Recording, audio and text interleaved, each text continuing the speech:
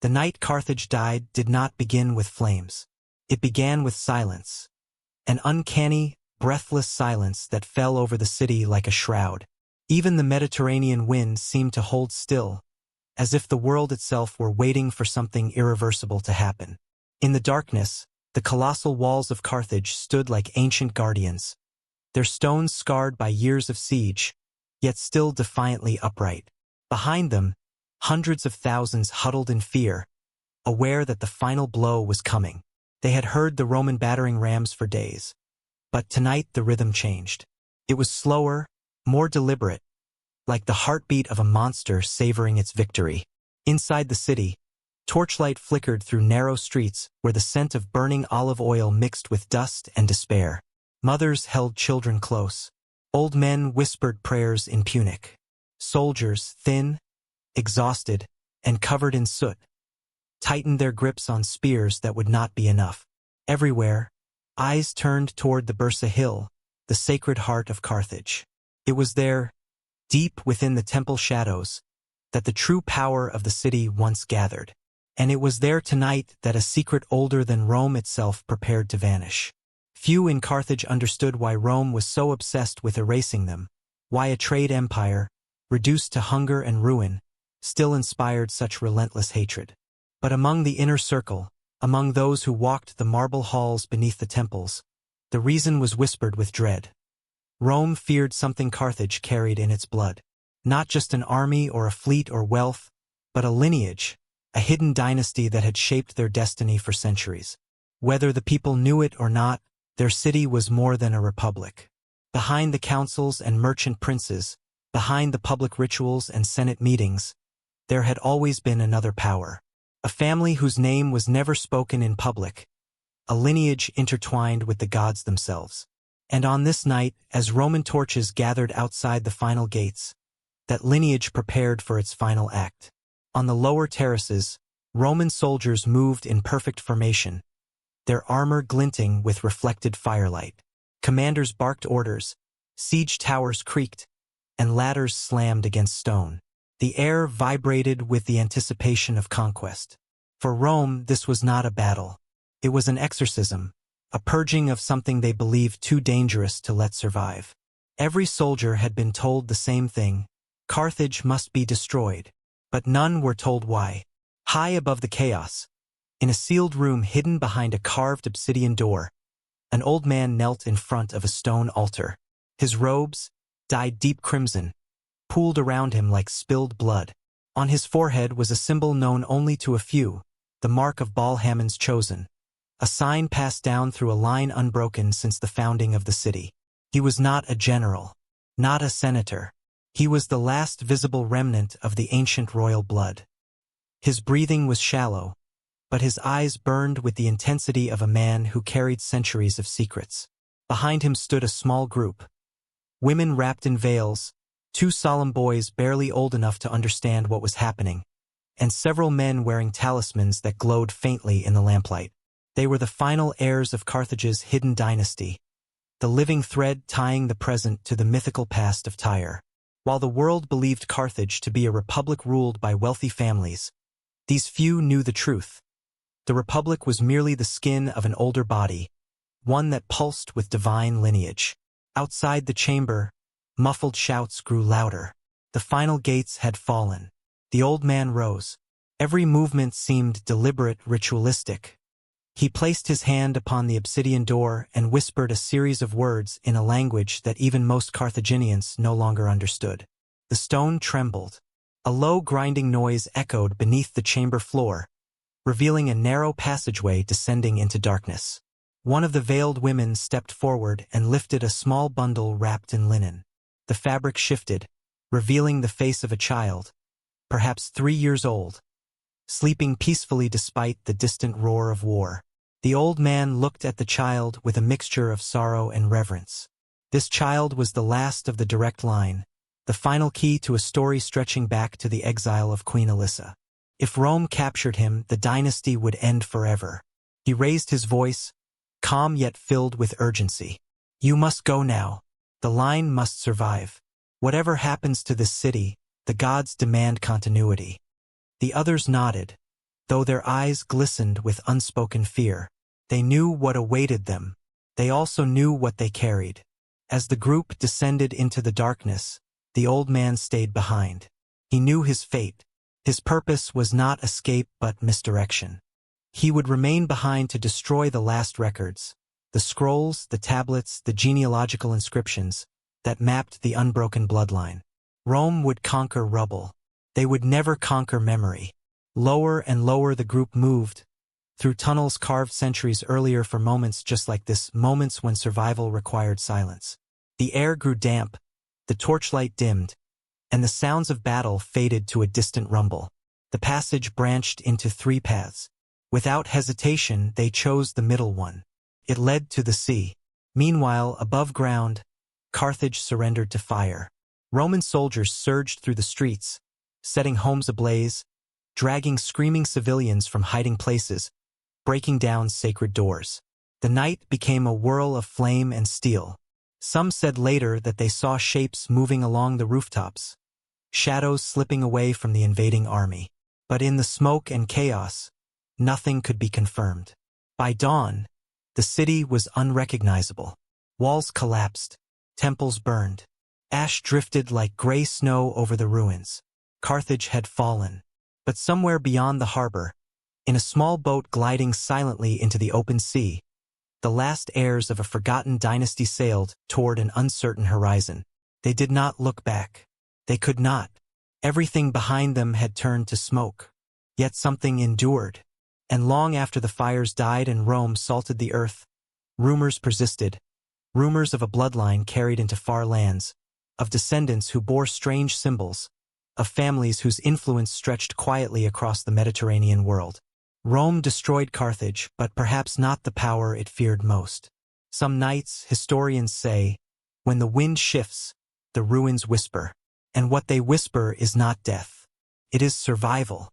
The flames that consumed Carthage took days to die, but beneath the charred ruins something else remained. Something untouched, something Rome never found. When the smoke finally thinned and the Mediterranean sun returned, the city revealed a solemn, eerie stillness. Marble columns lay toppled, statues cracked, temples split open like ancient bones. Yet beneath these ruins, beneath layers of ash and collapsed stone, there were places the fire never reached. Places sealed centuries earlier, known only to a handful of priests and powerful families. Places built for one purpose: to preserve what must not be lost. It began with a discovery made not by Roman soldiers, but by looters, men desperate for gold among the wreckage. As they dug through the debris inside what had once been a merchant's villa, their tools struck stone that didn't match the surrounding architecture. It was smoother, darker, colder. When they cleared the ash away, they found an entrance, one blocked by a slab engraved with symbols none of them recognized. At first they believed it to be a storage room, perhaps a nobleman's hidden treasury. But when they tried to break through, the stone didn't chip. Instead, it vibrated faintly, as if it carried the echo of something ancient, something that refused to be disturbed. Word spread quickly, and soon Roman officers arrived. They examined the slab, traced the symbols, ordered their men to force it open. But the chamber behind it remained sealed. The Romans eventually grew impatient, dismissed it as a minor curiosity, and moved on. But those who had seen the slab up close whispered that the markings weren't decorative at all. They looked like warnings. Later, when archaeologists uncovered the site nearly 2,000 years after the city's fall, they noticed something even stranger. Fire had consumed everything around the chamber, yet the stone surface remained cool, unblemished, as if it had been carved only yesterday. A few streets away, streets that no longer existed above ground, another secret waited. Beneath the ruins of a Punic townhouse, explorers in the 19th century discovered a set of stairs descending into darkness. At the bottom lay a small room filled with clay jars, each sealed with pitch.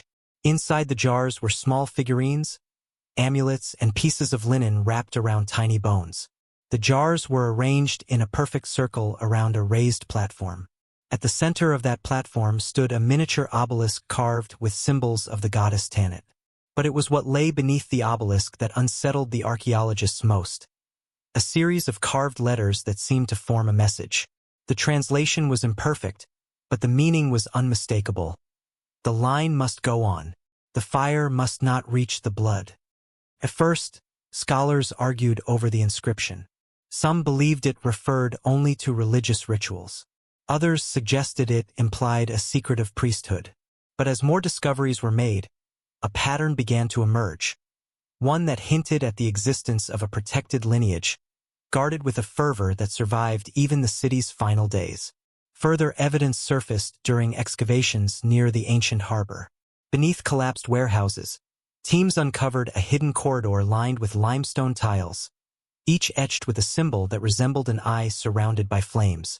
Some said it represented divine vision. Others thought it meant protection. But older translations connected it to something else entirely, a family emblem. The corridor led to a circular chamber with a domed ceiling so well preserved that faint traces of colored paint were still visible. Along the walls were carved niches, each containing objects wrapped in decayed fabric, rings, pendants, tablets, and fragments of scrolls. Many bore the same emblem. One tablet, worn almost smooth by time, contained a single line in Punic: "Guard the heirs. Guard the dawn." Nothing in the chamber referred directly to the Carthaginian Senate or the magistrates who ruled the city publicly. Nothing mentioned the generals or the merchants whose names dominate most historical accounts. Instead, every artifact referred to a group absent from official records, absent yet undeniably powerful. These discoveries forced historians to reconsider everything they thought they knew about Carthage. Was it truly governed by a republic of wealthy families? Or did these families merely serve as a facade for something older, something inherited rather than elected? If these chambers were truly connected to a dynasty, then why had no Roman account mentioned it? Why had no ancient historian recorded its existence? The more archaeologists searched, the more questions they found. One of the most puzzling artifacts emerged from the deepest layers of the city, layers older than the Third Punic War, older even than the Second. Buried beneath a structure identified as a temple threshold, excavators discovered a stone box sealed with lead. Inside lay a small gold plaque inscribed with a genealogy. The names were unfamiliar, none matched known Carthaginian officials, but the sequence stretched back centuries. At the top was a name long associated with legend: Alyssa, the founder of Carthage. If the plaque was genuine, it meant the lineage that began with her did not end with the establishment of Carthage's republic. It continued quietly, preserved through rituals, marriages, and secret succession, a shadow royalty hiding behind the public face of a mercantile oligarchy. This revelation cast a new light on the city's destruction. For Rome to salt the earth, burn every scroll, and execute every priest was extreme, even for them. What if the obsession was not with Carthage the state, but Carthage the bloodline? What if the Romans feared not simply another war, but the resurgence of a dynasty tied to religious authority, trade networks, and divine symbolism? Across the ruins, more clues emerged. A crypt beneath the bursa contained sarcophagi bearing identical markings that matched those on the hidden chambers and the gold plaque. The bodies inside had been carefully preserved, their garments woven with dyed threads only elite bloodlines were allowed to wear. Some had broken bones that suggested violent deaths. Others had no signs of trauma at all, only a serene stillness, as though they had died in ritual. Many questions remained unanswered, but one truth seemed undeniable. Carthage had been more than a city-state. It had been a vessel for something ancient, guarded through fire and shadow, a power that vanished in a single night yet left fragments behind, fragments that whispered of a dynasty Rome tried, and perhaps failed, to erase. And as archaeologists continued digging, they realized something unsettling. The sealed chambers beneath Carthage were not the end of the story. They were the beginning. For centuries, the world believed Carthage was a city of merchants, shrewd traders navigating the Mediterranean, bartering spices, metals, and precious dyes. To Rome, Carthage was little more than a wealthy marketplace disguised as a state. It was easier, perhaps, to imagine their rival as a merchant republic rather than a civilization shaped by forces older and deeper than commerce. But beneath the surface of bustling markets and sprawling harbors, Carthage held a different identity, one hidden behind layers of ritual, silence, and carefully crafted illusions.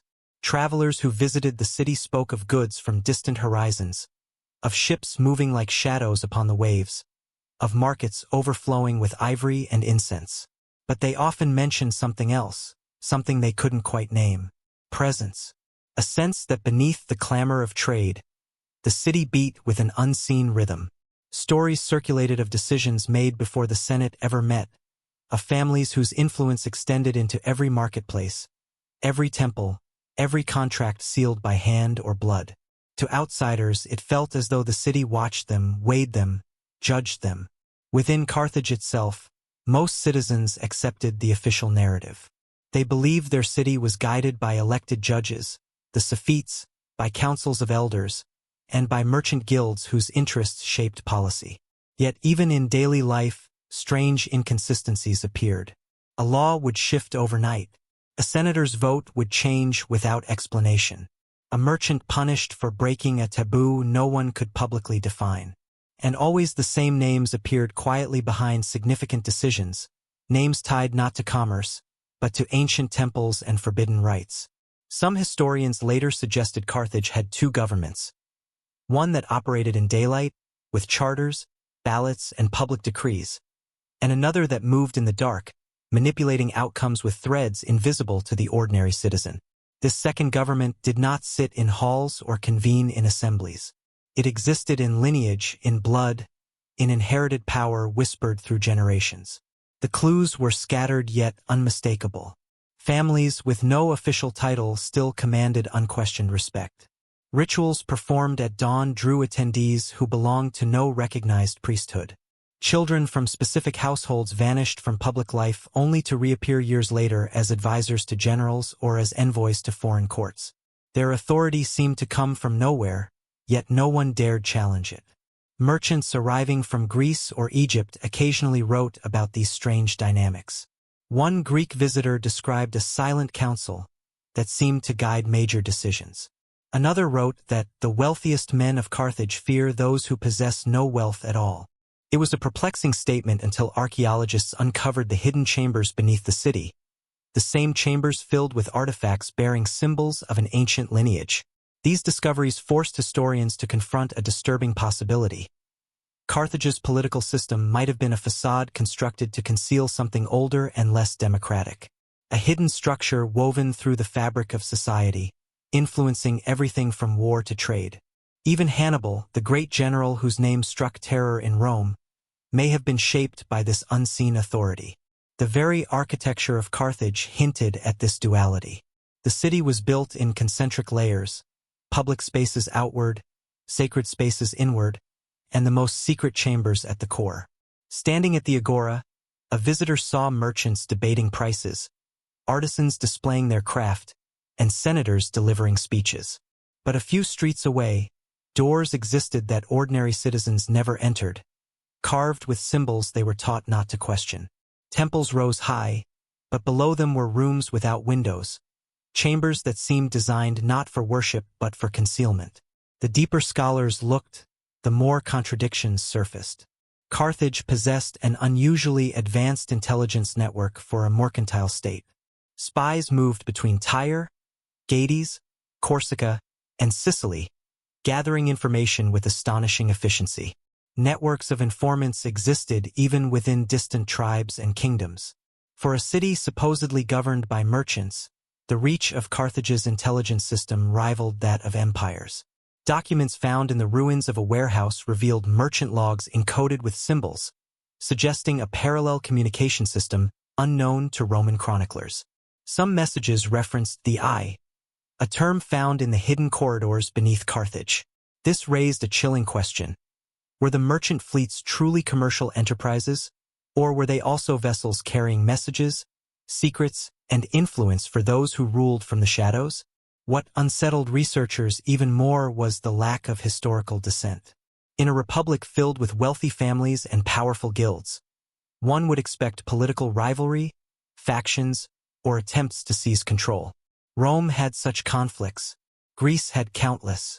But Carthage? Its internal politics, though complex, lacked the expected turmoil. Decisions shifted quietly. Opposition faded without scandal. It was as if invisible lines defined what was permissible, and those who crossed them simply disappeared from records. Even Carthage's wars reflected this unusual structure. Military campaigns were often led by members of certain families whose origins traced back to the earliest Phoenician settlers. Their authority surpassed military rank. It resembled divine mandate. The Barcid family, Hamilcar, Hasdrubal, Hannibal, rose not through commerce but through a legacy steeped in symbolic power. Their rise seemed almost predestined, guided by forces beyond political calculation. All of this led to one overwhelming realization. Carthage had crafted an illusion of republican rule while quietly preserving a dynasty, one intertwined with religion, ritual, and sea-spanning networks. A dynasty older than Rome, perhaps older than some of the gods themselves. The Republic was merely a mask. The true face of Carthage lay in its sanctuaries, its encoded records, its families sworn to protect a bloodline. Rome never understood this hidden architecture. They believed they were destroying a city of traitors. But they were striking at something they could not name, could not see. Something that slipped through their fingers even as they crushed Carthage stone by stone. And as the ruins continue to reveal fragments of this concealed power, one truth becomes increasingly clear. Carthage's true rulers were never meant to be known. Their power lived in silence, and their legacy survived in ways history is only beginning to uncover. Long before Carthage became a maritime superpower, before its fleets darkened the horizon or its generals marched across continents, the heart of its world beat in the temples. Rising above the city like sentinels of stone, these sanctuaries were not merely places of worship. They were vaults of authority, keepers of secrets older than the walls themselves. And at the center of this sacred structure stood Baal-Hamon, the Father God, the giver of cycles, the Lord of time and fire. Yet behind the rituals dedicated to him lay something even more profound. A bloodline that claimed its right to rule through divine favor, protected across generations with silent devotion.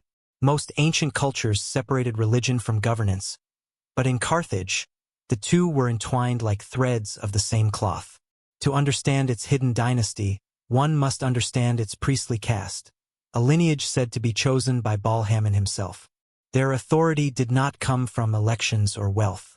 It came from birthright, ritual, and an inheritance carved into the very identity of the city. While the world saw Carthage as a republic, these priestly families knew it as something different, a kingdom sanctified by fire. Legends whispered that Baal-Hamon's chosen could trace their ancestry back to Tyre, long before Alyssa fled with her followers to found a new city. Some even claimed that the original priests who accompanied the exiled queen carried tablets of stone inscribed with ancient covenants, covenants that bound their bloodline to the gods, promising prosperity in exchange for unwavering loyalty. Over centuries, as Carthage grew, prospered, faltered, and rebuilt, this hereditary priesthood endured. They were the keepers of prophecy, the guardians of rituals few outside their circle ever witnessed. In the inner precincts of the great temple, far from the chanting crowds, ceremonies unfolded behind closed doors. Fires burned with herbs so rare their origins were unknown. Symbols etched in spirals adorned the floors, forming patterns believed to represent star alignments and ancestral connections. Only members of the sacred lineage could walk these pathways, and only after years of initiation. Outsiders, whether commoner or senator, knew nothing of what occurred inside these chambers. Yet they sensed the power that emanated from it, the way the priests gazed at the world with a haunting clarity, as though they saw layers others could not. Ancient inscriptions recovered from hidden chambers beneath the ruins of Carthage reveal tantalizing clues. Some texts describe the children of Hammon, a hereditary group entrusted with maintaining the equilibrium of the city. Their responsibilities were not political but metaphysical, ensuring rituals aligned with lunar cycles, performing rites of protection during times of war, and safeguarding genealogical knowledge too valuable to be entrusted to public record. These writings imply that the bloodline was guarded with fierce loyalty. Intermarriage outside approved families was rare. Succession followed patterns dictated by omens rather than legal decrees. Yet the most chilling discovery lies in inscriptions found deep beneath the Bursa Hill, carvings that appear to narrate a succession of leaders whose names never appear in official Carthaginian documents. Their titles are cryptic: Bearer of the Flame, Keeper of the First Dawn, Voice of the Covenant. These were not civic positions. They were roles passed down through generations, vestiges of a form of kingship that existed long before Carthage presented itself as a republic to the world. Archaeologists debate their meaning, but many agree on one thing: these roles were hereditary. They were the backbone of a hidden dynasty, one that did not sit on thrones or appear in public ceremonies, but nonetheless shaped the city's destiny. And though Carthage had no king in the eyes of its citizens, the priests of Baal-Hamon may have functioned as shadow monarchs, guiding, deciding, and preserving a legacy only they fully understood. Every major Carthaginian decision seemed to contain an invisible thread pulling it toward the temples. Treaties were not ratified without ritual offerings. Military campaigns began with consultations that took place in sealed sanctuaries. Even the most powerful generals visited the temple before embarking on war. Hannibal himself, it is said, underwent a private ceremony in the inner chamber before taking command in Iberia, a ritual so sacred that he never spoke of it, not even in exile. But where there is divine authority, there is fear. The priestly caste wielded influence so quietly that most Carthaginians never recognized the full extent of its power. They were advisors whose words carried more weight than laws. They interpreted omens, dreams, and celestial signs, telling leaders when to act and when to remain still. Blending spiritual authority with secret political power, they became a dynasty without crowns. Their rule preserved not through armies or wealth, but through unbroken lineage. Rome, however, seemed to sense something was different about Carthage. They could never quite articulate it, but Roman writings often hinted at Carthage's unnatural resolve, its stubborn spirit, its uncanny unity. To Roman senators, this unity felt orchestrated, as though someone behind the scenes bound the city together with invisible chains. They accused the Carthaginians of dark practices, of dangerous rituals. They mocked the symbols of Baal-Hamon but feared them in equal measure. Their suspicion grew not from ignorance but from instinct. Carthage was no ordinary rival. There was a rumor among Roman generals, spoken rarely, but with unease, that the Carthaginians were guided by a power Rome could not defeat on the battlefield. Something ancient, something inherited, something that whispered through the temples and radiated through the veins of a chosen few. This fear intensified after encounters with the Barcid family. Hamilcar, Hasdrubal, and Hannibal exhibited a charisma, intelligence, and almost prophetic certainty that unsettled Rome. Some suspected that the Barcids were not merely military leaders, but heirs to the sacred lineage, a dynasty that drew its strength from divine favor. The Romans saw in Hannibal a force they could not predict, a strategist whose brilliance transcended earthly logic. Many believed he was guided by more than human intuition. Whether the Barcids were truly part of the holy bloodline remains debated. But it is certain that the priestly dynasty influenced the rise of these powerful men, and perhaps chose them for roles beyond Carthage's political arena. What is undeniable is that the bloodline of Baal-Hamon shaped the spiritual and political heartbeat of Carthage. Its members passed their influence quietly through the centuries, surviving coups, wars, and internal conflicts. They guided decisions, protected secrets, and ensured rituals persisted even as the city evolved. When Carthage fell, many believed the dynasty perished with it. But the sealed chambers beneath the ruins tell a different story, one of preservation, preparation, and departure. The lineage did not simply fade. It was hidden, protected, carried away in the darkness of that final night. And even now, as fragments resurface from beneath the ash, one truth grows clearer. The bloodline of Baal-Hamon was never meant to disappear. It was meant to wait. Long before Carthage rose as a titan of the Western Mediterranean, its story began with a woman fleeing the firestorms of betrayal. Her name was Alyssa, known later to the world as Dido, Princess of Tyre, daughter of a royal line that traced its ancestry into the mythic haze of Canaanite antiquity. she did not leave Tyre as a mere exile. She left as the unwilling heir to a legacy soaked in blood, prophecy, and divine expectation. And wherever she went, that legacy followed her like a shadow. Tyre was a city of crowded harbors, purple dyes, towering temples, and political intricacies woven tighter than sailors' knots. When Alyssa's husband was murdered, slain by the very brother who coveted both her throne and her bloodline, she understood something that others did not. The danger was not simply power-hungry royalty. It was the fear that her lineage, with its sacred ties, might rise independently and challenge the ruling order. Her escape was not a flight from grief alone. It was the beginning of a migration meant to preserve a line the gods themselves were believed to guard. With a loyal group of followers, many of whom served as priests, navigators, and guardians of ancient rites, Alyssa sailed westward across unknown waters. They carried with them not treasure, but memory. Fragments of rituals, symbols etched into bronze, scrolls wrapped in protective oils, small idols of Baal and Tanit, and genealogical tablets recording names stretching back centuries. The voyage itself became myth. Storms seemed to part for them. Birds guided them. Stars formed paths only the Phoenician navigators could read. Some believed the gods themselves steered their ships. When they reached the coast of North Africa, the coastline shimmered with untamed promise. Here, they would build something new, not a replica of Tyre, but a city shaped by exile and divine purpose. The founding of Carthage is often told as a simple trade negotiation. Alyssa asking the local chieftain for land, receiving permission to claim as much territory as could be enclosed by an ox hide, then cutting the hide into thin strips to encircle an entire hill. But beneath this clever legend lay a deeper truth.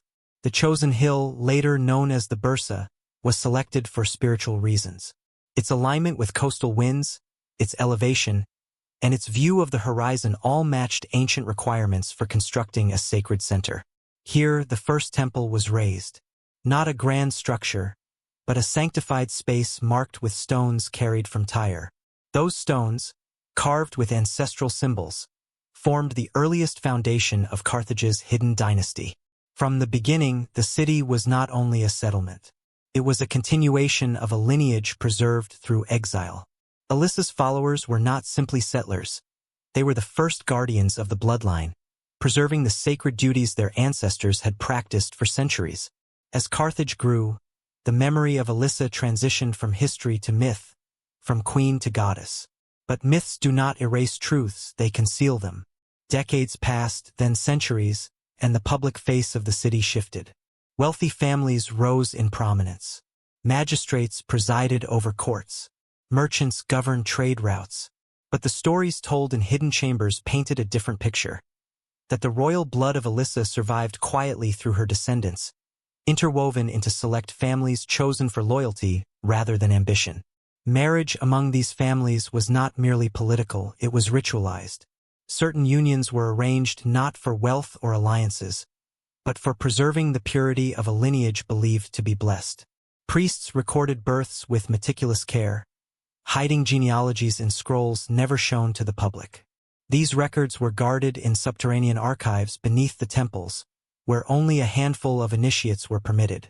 Even as Carthage outwardly embraced republican structures, the legacy of royalty continued in silence.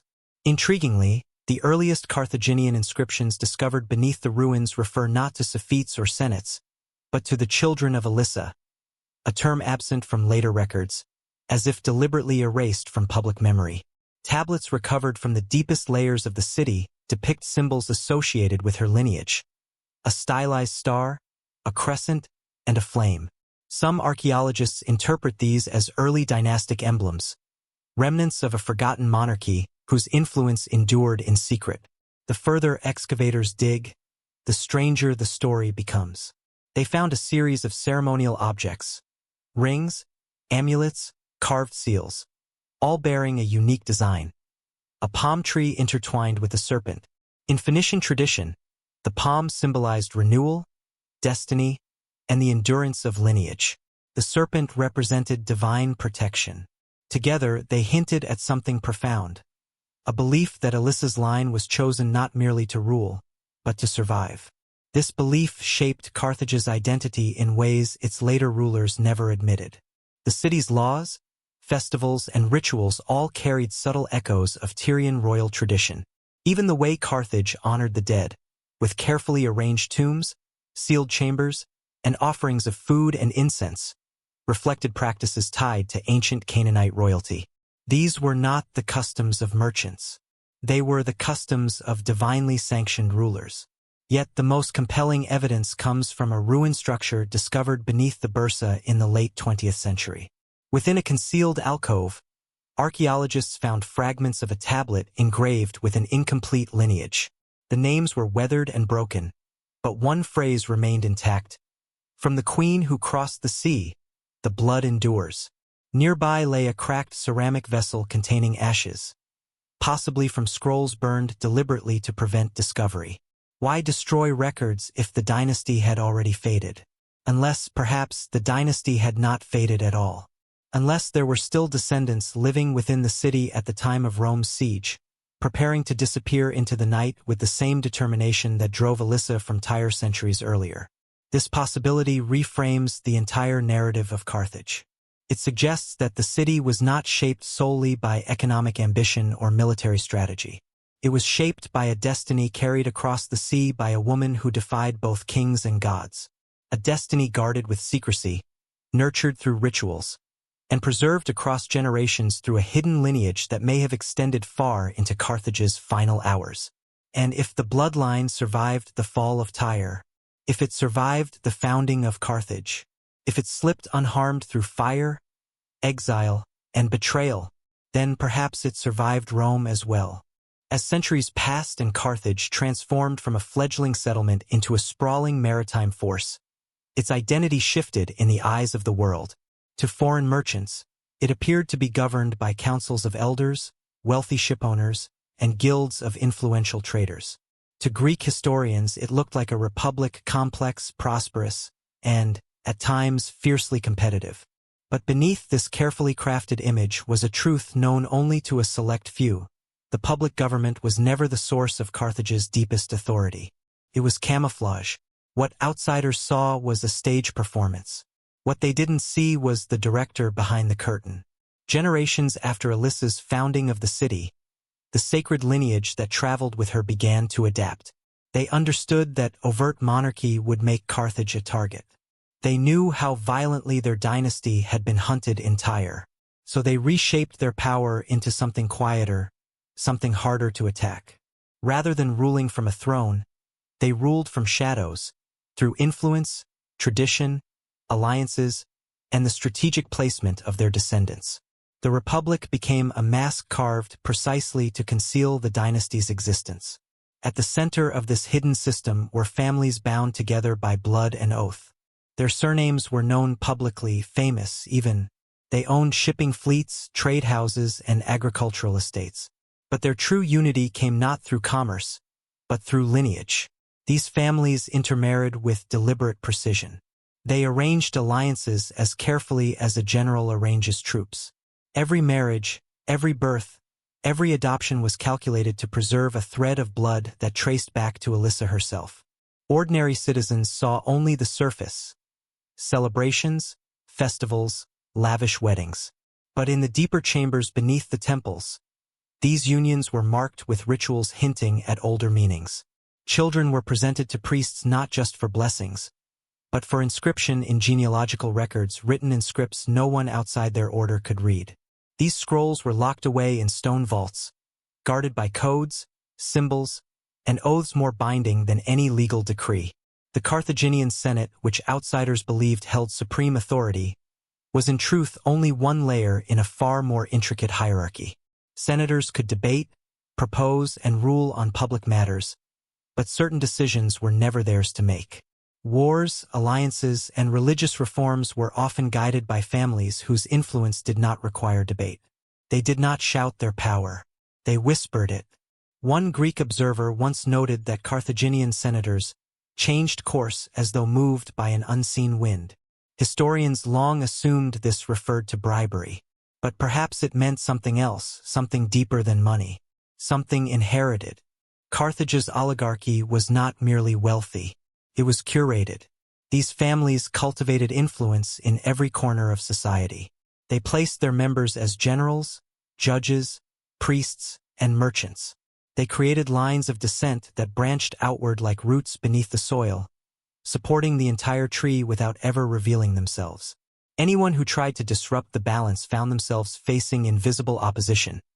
Trade deals collapsing, allies withdrawing support, reputations inexplicably tarnished. Ambitious newcomers often learned too late that there were territories in Carthage where wealth alone could not buy ascension. Some historians later suggested that Carthage practiced a form of dynastic republicanism, a system in which public institutions existed, but real authority remained hereditary. This theory gained strength as archaeologists uncovered more evidence. Seals bearing identical symbols across centuries, crypt chambers containing names absent from public records, and inscriptions referencing the first line, a term that appears nowhere in official Carthaginian laws. The rituals held within the inner precincts of the temples reinforced this duality. Certain ceremonies were attended by high-ranking officials, but the most sacred rites, those performed at night by torchlight with chants that echoed across the walls, were witnessed only by members of specific bloodlines. Their descendants grew up understanding that Carthage's fate was not decided in the Senate, but in sanctuaries carved into the very foundation of the city. Yet this hidden control depended on illusion. The Republic needed to appear real. Carthage needed to look like a state governed by trade interests and merchant councils. It was the perfect disguise, one that placated allies, confused enemies, and prevented Rome from recognizing the true structure of power. But every mask eventually cracks. The rise of the Barcid family exposed the first fracture. They were outwardly seen as military leaders, exceptional strategists, and champions of expansion. But within the hidden lineage, their ascent represented something far more significant, a reawakening of dynastic ambition.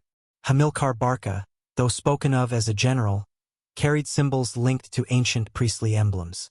His children were educated in ways reserved for heirs of the sacred bloodline, and their growing popularity began to threaten the delicate balance maintained by the families who operated behind the Republic's curtain.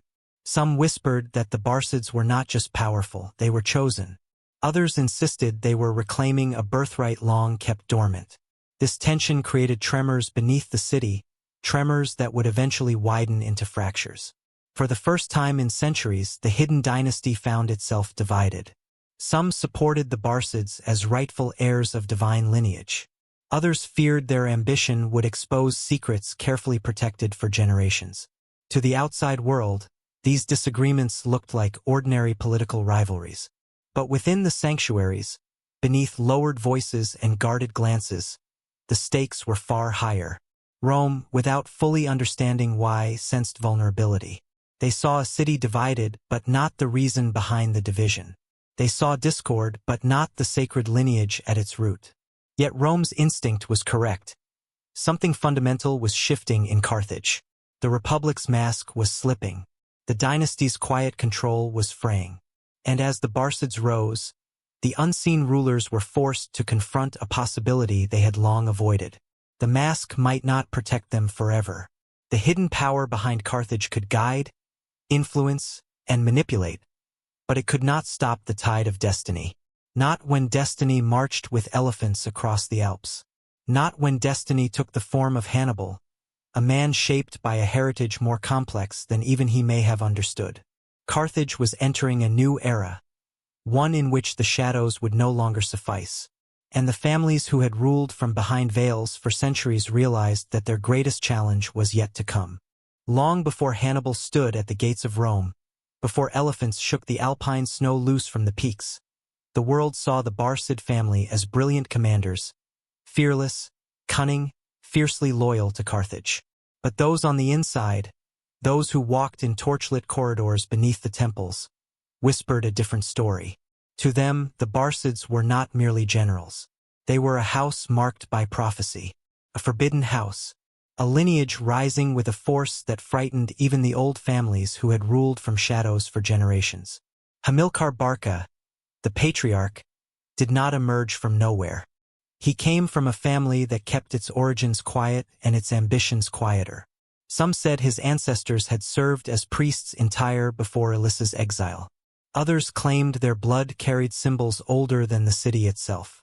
Whatever the truth, the Barcids did not behave like ordinary Carthaginian nobles. They moved as if guided by a destiny no one else could see. Hamilcar's rise began in the First Punic War, where he displayed a level of brilliance that unsettled both his allies and enemies. He fought with the ferocity of a man protecting more than a city, perhaps a legacy. He refused to surrender even when defeat was inevitable. He negotiated terms with Rome that preserved Carthage's dignity in ways the Senate had not dared to demand. His troops adored him. His enemies grudgingly respected him. But the priestly lineage, the guardians of the Hidden Dynasty, watched him with narrowed eyes. They recognized something dangerous in him, something familiar. It was not merely his skill. It was his conviction, an unwavering belief that Carthage had a destiny larger than the Senate's cautious politics. A belief carried like a flame in his blood. And flames, if left unchecked, could burn through the mask of the Republic. After the war, when Carthage threatened to collapse under mercenary revolt and famine, Hamilcar did something unprecedented. He led an army into Iberia, not as a representative of the Senate, but as the leader of a new vision. With him went trusted soldiers, loyal commanders, and his young sons. What he built there was not a colony. It was a kingdom that should not have existed. The Senate had not granted him the authority. The priestly caste had not blessed the venture. Yet Hamilcar marched across mountains, subdued tribes, and forged alliances. He minted coins bearing symbols that did not match official Carthaginian emblems. Some featured a palm tree twisted with a serpent, the same ancient symbol found in early burial chambers beneath Carthage. Others showed a radiant disk that scholars later linked to Baal-Hamon's divine lineage. These were not the acts of a mere general. They were the acts of a man reclaiming heritage. In Iberia, Hamilcar behaved like a monarch. His rule was absolute, his authority unquestioned. Cities pledged loyalty directly to him, not to Carthage. Wealth poured into his coffers. He raised armies independent of the Senate's control. His children were treated as heirs. And in the deep valleys of the peninsula, he established temples whose altars resembled those from ancient Tyre, not Carthage. The old families back home felt the ground shifting under them. They could not openly oppose Hamilcar. His popularity was too great. Instead, they tried to pull him closer, to bind him through political marriages, ceremonial honors, and subtle manipulation. But Hamilcar remained beyond their reach. His gaze was fixed not on Carthage's councils, but on Carthage's destiny. When Hamilcar died, legends emerged that his body was returned to a secret sanctum in Iberia, laid to rest with rites reserved only for those of sacred descent. Whether true or not, his death did not end the Barcid rise. It ignited it. Hasdrubal, Hamilcar's son-in-law, inherited the mantle. Diplomatically gifted, he expanded the Iberian kingdom further. He founded Cart-Hadasht, New Carthage, a city carved with symbols and aligned with celestial markers reminiscent of ancient Phoenician royal cities. Its harbor was shaped not like a merchant port, but like a ceremonial crescent, matching patterns found only in cities tied to sacred dynasties. Hasdrubal signed treaties on behalf of the Barcid domain, not Carthage. His power terrified Rome. It alarmed the old elite, but it inspired something deeper: belief. Belief among the Iberians that the Barcids were chosen by gods older than Rome. Belief among Carthaginians that the Barcids carried the spirit of their ancestors. Belief among soldiers that they followed a house destined to restore greatness. And then came Hannibal. He was only a child when he placed his hand upon the altar and swore eternal hatred for Rome. But witnesses described a transformation as he spoke the oath. His voice did not tremble. His eyes did not waver. Those present, priests, commanders, family members, felt a chill move through the room, as if something ancient stirred within him, something waiting, something inherited. Hannibal was not shaped in the Senate. He was shaped in a realm the Senate pretended did not exist. His education was unusual even by Carthaginian standards. He learned multiple languages, mastered navigation, memorized the star patterns associated with sacred rituals, and trained not only in warfare but in symbolic knowledge reserved for the initiated. When his tutors spoke of Carthage's past, they did not speak of merchants. They spoke of queens who crossed oceans, of gods whose fire-guided bloodlines, of a destiny interrupted but never extinguished. To some, Hannibal became the embodiment of this destiny, the heir to a forbidden house rising again. His later actions only deepened the mystery. When he took command in Iberia, he restored temples his father and Hasdrubal had built, adding new inscriptions whose meanings remained debated. He minted new coins bearing symbols associated with Elissa's lineage. He treated Iberian warriors as loyal subjects, not mercenaries. He moved through the land as though fulfilling an ancient map, following routes marked by stories only the initiated knew. To Rome, the Barcids were warmongers. To Carthage's old families, they were a threat to the balance of hidden power. But to many within Carthage and far beyond, the Barcids were something entirely different, the return of a dynasty long concealed behind the Republic's facade. A dynasty reclaiming its inheritance. A dynasty Rome would do anything to destroy. A dynasty destined to carve its name into the bones of history. The world remembers Iberia as the place where Hannibal assembled his army, mined silver, recruited tribal warriors, and prepared for war against Rome. But this simple explanation hides the truth. Iberia wasn't just a military base. It was a kingdom, an empire in the making, built on foundations far older than Carthage's Senate dared to acknowledge. When the Barcids arrived, they found more than land and wealth. They found a landscape ripe for shaping, a blank canvas onto which they could carve their legacy, free from the constraints and suspicions of the old Carthaginian elite. To understand the magnitude of what they built, one must imagine Iberia as it was then. Vast, rugged, filled with tribes whose loyalties shifted like the winds. Mountains jagged as broken spears cut through the land. Rivers churned with relentless force, carving valleys that echoed with the songs of warriors.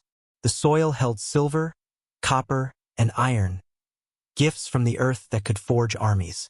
But what truly mattered to the Barcids was not the metal beneath the ground. It was the spirit of the land itself. For somewhere in the ridges and ancient forests of Iberia, they sensed something familiar, something that resonated with the forgotten rituals of Tyre and the ancestral memories carried from Carthage. Some said the Barcids believed Iberia had once been touched by the same Phoenician gods who guided Elissa across the sea. Others whispered that Hamilcar had found signs, carvings, symbols, stories, that convinced him the land was destined to become the heart of a new power. Whatever the truth, the Barcids treated Iberia not as conquered territory, but as inherited ground. They moved through it with reverence. Where others saw rebellious tribes, they saw potential allies. Where others saw wilderness, they saw a sanctuary for the rebirth of an ancient destiny. Their first act was transformation. Under Hamilcar's guidance and later Hasdrubal's, small settlements grew into thriving centers of administration. But their construction followed patterns unlike typical Carthaginian colonies. Streets were aligned with the stars. Temples were built atop hills with perfect solar angles. Defensive walls formed shapes that mirrored symbols found in the sacred chambers beneath Carthage.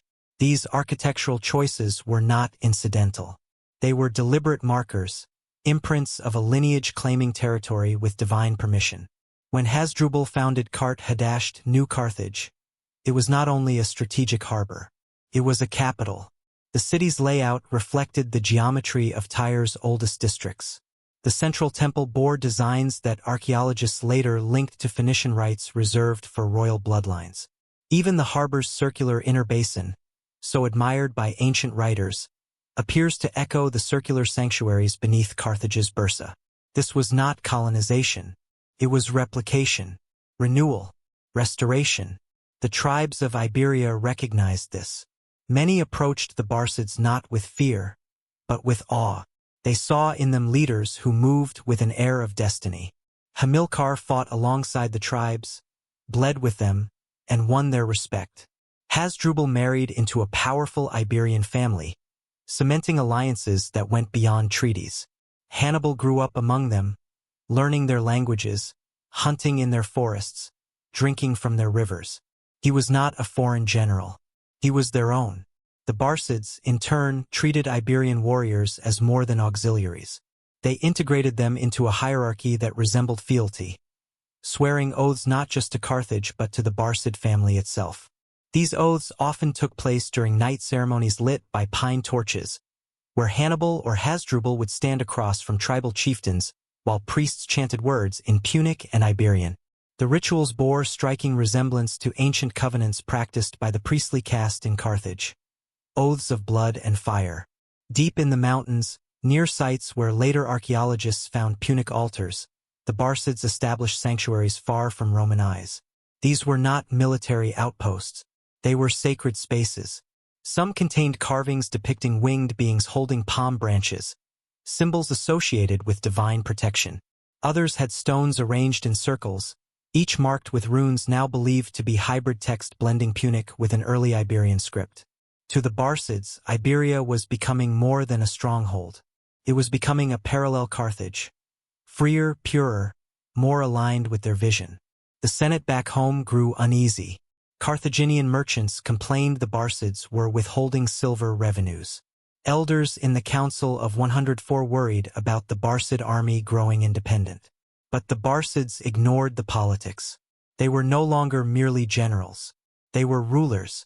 If Carthage had hidden a dynasty behind the mask of a republic, Iberia threatened to expose it. There was a moment, years before Hannibal's march, when an emissary from Carthage traveled to Iberia to assess the situation. He expected to find military encampments. Instead, he found a city that looked more like a royal capital than a colony. Iberian chieftains bowed to Hannibal. Temples displayed symbols reserved for ancient royal houses. Soldiers wore insignias not sanctioned by Carthage. The emissary returned home alarmed, whispering to the Senate that the Barcids were building a nation of their own. Rome, too, sensed danger. Reports arrived describing cities pledging loyalty to Hannibal personally. Tribes spoke of visions, omens, and prophecies. Roman generals dismissed this as superstition, but the Senate listened carefully. They understood that ideology and destiny can be more powerful than steel. A general who commanded loyalty through belief, not fear, could challenge empires. In Iberia, Hannibal completed what his father had begun. He unified tribes long at war with each other, established supply lines that reached across mountains, and forged an army that felt bound to something greater than conquest. It was in Iberia that he fused cultures, symbols, and warriors into an unbreakable force, one that marched not for Carthage's Senate, but for a vision whispered by ancient blood. Then, on a quiet morning, under a sky streaked with red and gold, Hannibal made his decision. He gathered his officers, placed his hand over a sacred symbol carved into stone, and declared war. Not just against Rome, but against the destiny Rome had tried to impose on the world.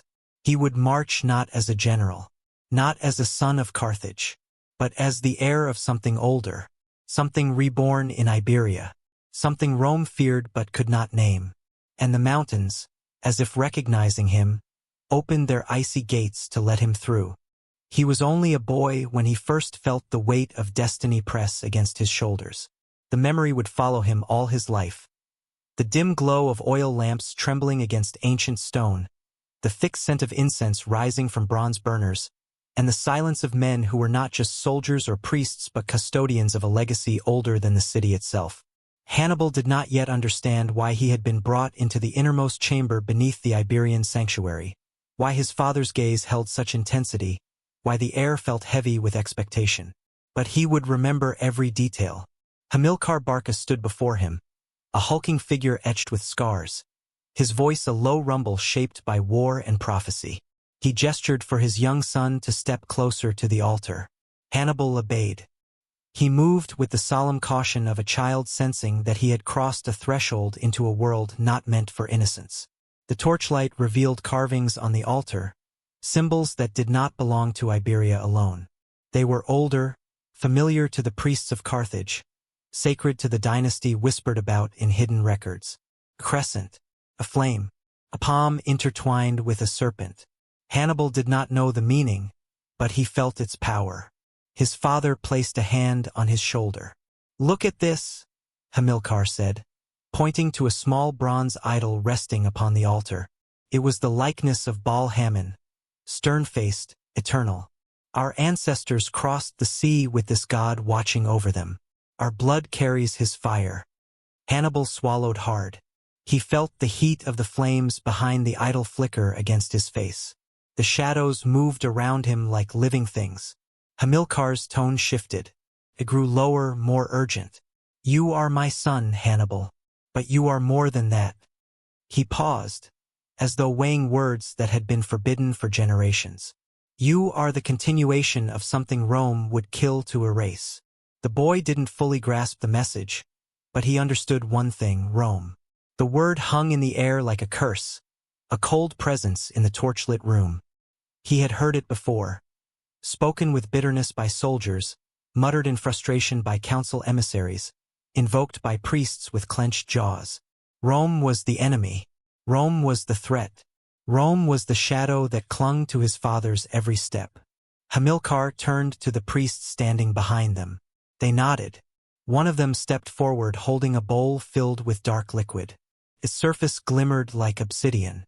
Hannibal watched as the priest dipped his fingers into it and drew a line across the boy's forehead, then another across the back of his hand.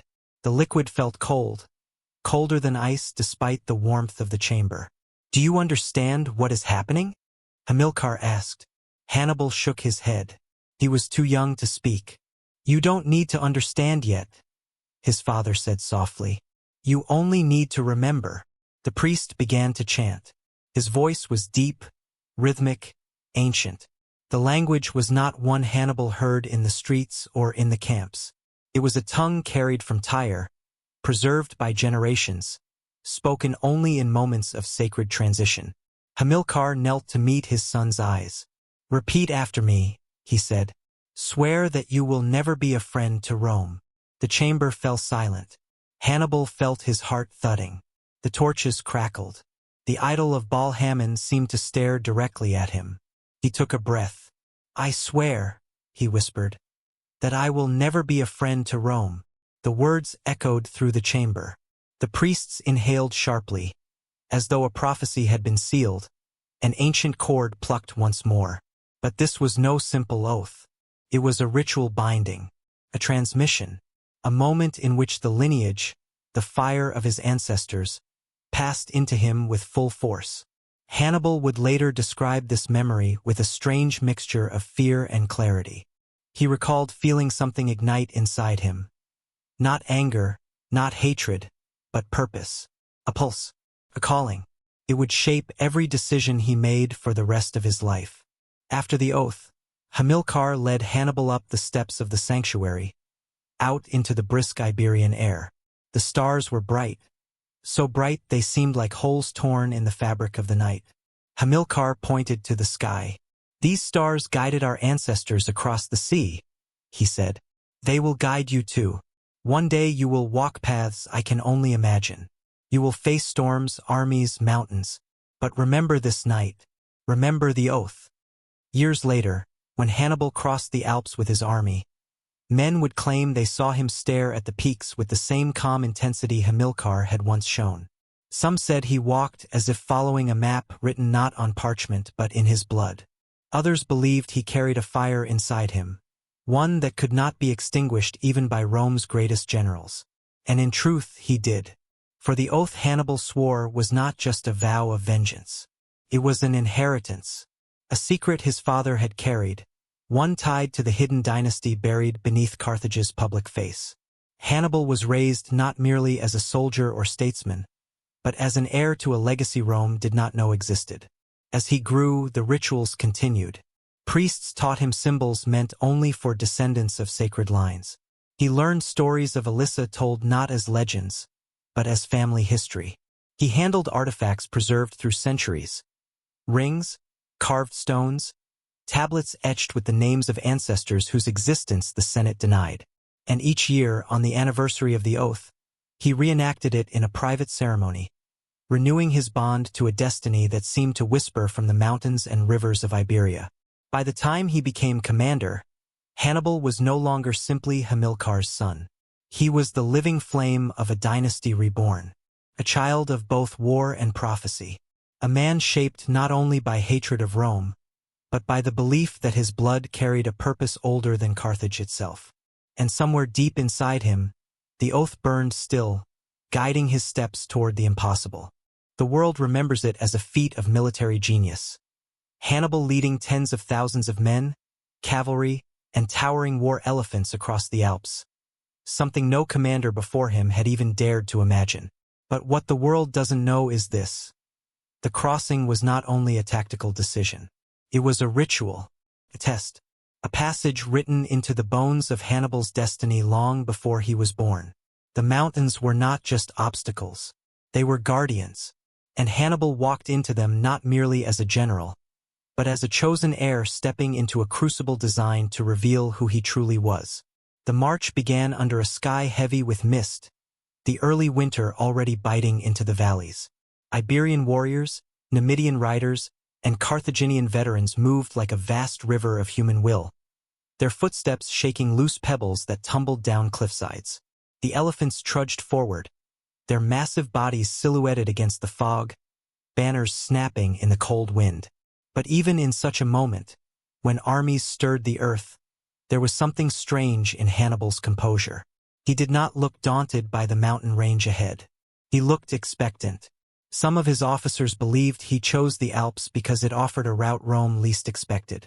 Others whispered a different theory, that Hannibal was following visions, that long before the campaign began, he had dreamed of these peaks, saw them not as walls, but as gateways, a place where the old gods still walked. As they approached the first ascent, the terrain rose like a beast from the stone, jagged and ancient. The winds screamed across the ridges. Snowflakes drifted despite it being early autumn, their cold touch a warning of the brutality ahead. Many soldiers hesitated. Even the bravest Iberian chiefs exchanged uneasy glances. But Hannibal pressed forward. He stopped at the base of the first massive incline and raised his hand. The entire army halted. Without turning to his officers, without a word of explanation, he dismounted his horse and walked alone toward a massive rock face. The surface was split by a natural crevice, a narrow passage that seemed to swallow the light. Hannibal placed his palm against the cold surface and stood motionless. Some veterans swore that the crevice shimmered slightly when his hand touched it, as if recognizing him. A priest from the Barcid inner circle stepped forward, carrying a clay vessel sealed with wax. Hannibal nodded, and the priest broke the seal, revealing a dark liquid mixed with crushed herbs and ash. It was a ritual mixture used only during moments of transition, when a commander sought permission from forces older than nations. Hannibal dipped his fingers into the vessel and drew a long line across the rock. The wind howled louder. Clouds parted just enough to let a pale shaft of sunlight illuminate the mark he made, a symbol often found carved in the hidden chambers beneath Carthage. A flame inside a circle, a sign of passage, a sign of lineage. Then, turning to his men, he finally spoke. "These mountains do not block our path," he said. "They test our worth." It was not strategy he spoke of. It was destiny. The soldiers, though exhausted, felt something stir within them. A surge of belief, of awe. For days they climbed, the path twisting like a serpent across cliffs so narrow that elephants had to move sideways. Snow blinded them. Storms lashed at their bodies. Stones crumbled beneath their feet. Avalanches roared like distant gods clearing their throats. Men froze in the night, their breath turning to crystals before their lips. Yet Hannibal remained untouched by despair. He walked among his troops, sharing their burdens, lifting spirits with the calm certainty of a man who had already seen the end. Nights when the cold sank deepest into bones, he ordered fires arranged in sacred patterns, circles and lines that mirrored the symbols from the secret sanctuaries. Priests murmured protective chants as the wind swirled around them like restless spirits. One night, near the highest ridge, an Iberian chieftain approached Hannibal. "These mountains want us dead," he said, shivering beneath his furs. "This land rejects us." Hannibal looked at him, eyes burning with fire. "No," he answered softly. "This land remembers us." He said it with such conviction that the chieftain fell silent. Days later, while navigating a cliff path barely wider than a man's shoulders, disaster struck. A Roman allied tribe ambushed them from above, hurling boulders and spears. The mountain erupted in chaos. Men fell screaming into the abyss, elephants trumpeted in panic, soldiers scrambled for footing. Hannibal pushed through the melee, his cloak whipping in the wind, directing defenses with a voice that cut through the roar of battle. When the attackers retreated, the army was battered, but alive. Hannibal stood at the cliff's edge, gazing into the storm clouds gathering above. Lightning flashed across the sky, illuminating the mountains like a giant skeleton. He raised his sword, pointing toward the distant peaks that blocked the horizon. "Beyond these walls," he called out, "lies the land Rome swore we would never reach. Beyond these storms lies the destiny our ancestors carried across the sea. If these mountains wish to stop us, then let them try. For we are not merely crossing them, we are claiming what is ours." The army roared back in fury and faith. Something shifted within them. They no longer marched because they were paid or commanded or threatened. They marched because they believed. As they neared the summit, the landscape opened before them. A vast plateau where the sun broke through the clouds for the first time in days. The light spilled over the snow, bathing Hannibal in a glow so stark that soldiers would later describe it as divine. Even the elephants lifted their trunks, trumpeting into the cold air as though answering a celestial call. For a moment, the army felt they were standing at the threshold between worlds, between the mortal and the mythic. Finally, after weeks of agony, loss, and relentless ascent, Hannibal led his men down the far slope of the Alps. The land before them was Italy, the heart of Rome, a place no Carthaginian army had ever reached. It was then that the soldiers realized the truth. The crossing had not been impossible. It had been inevitable. For Hannibal was not merely a general fulfilling a strategy. He was a descendant fulfilling a prophecy. He had crossed not just mountains, but the boundary between history and legend. And as he marched into Italy, Rome felt the tremor of fate approaching. Not from armies, but from a man whose destiny had been forged long before he took his first breath. When Hannibal descended from the Alps with the remnants of his army, frostbitten, bruised, but unbroken, the Italian plains seemed almost unreal. The shift from jagged icy cliffs to open green landscapes felt like stepping out of a nightmare into a dream. But for Rome, the dream became a waking terror. No one had expected him to survive. No one believed a foreign general could cross the mountains that even nature seemed to forbid. Yet there he stood, surrounded by warriors hardened into steel by cold and hunger, moving like predators released into a land that thought itself untouchable. News of his arrival traveled faster than his troops. Roman farmers abandoned their fields. Villagers fled behind city walls. The Senate, proud and disciplined, felt the first tremor of fear in generations. For centuries, Rome had been the hunter, not the hunted. But now the hunter had arrived wearing a Punic cloak and carrying a destiny that pulsed in his veins like fire. Hannibal wasted no time. He struck swiftly, moving across northern Italy with a precision that stunned even those who had marched beside him. His scouts moved like shadows. His cavalry glided through forests like ghosts. His foot soldiers advanced with the silent menace of an approaching storm. The Romans, scrambling to confront him, expected desperation. Disorganized raids, frantic attempts to secure supplies, chaotic retreat. What they encountered instead was brilliance. At the Trebia River, he lured the Romans into freezing waters at dawn, the icy current numbing their limbs while his hidden troops encircled them. Soldiers later said the river felt like it grabbed at their legs, slowing them, sabotaging them, as if nature itself fought on Hannibal's side. Rome lost thousands in a matter of hours. Panic spread. But Hannibal was just beginning. He moved south, crossing landscapes he had studied since boyhood. The terrain seemed to speak to him. Hills offered ambush positions.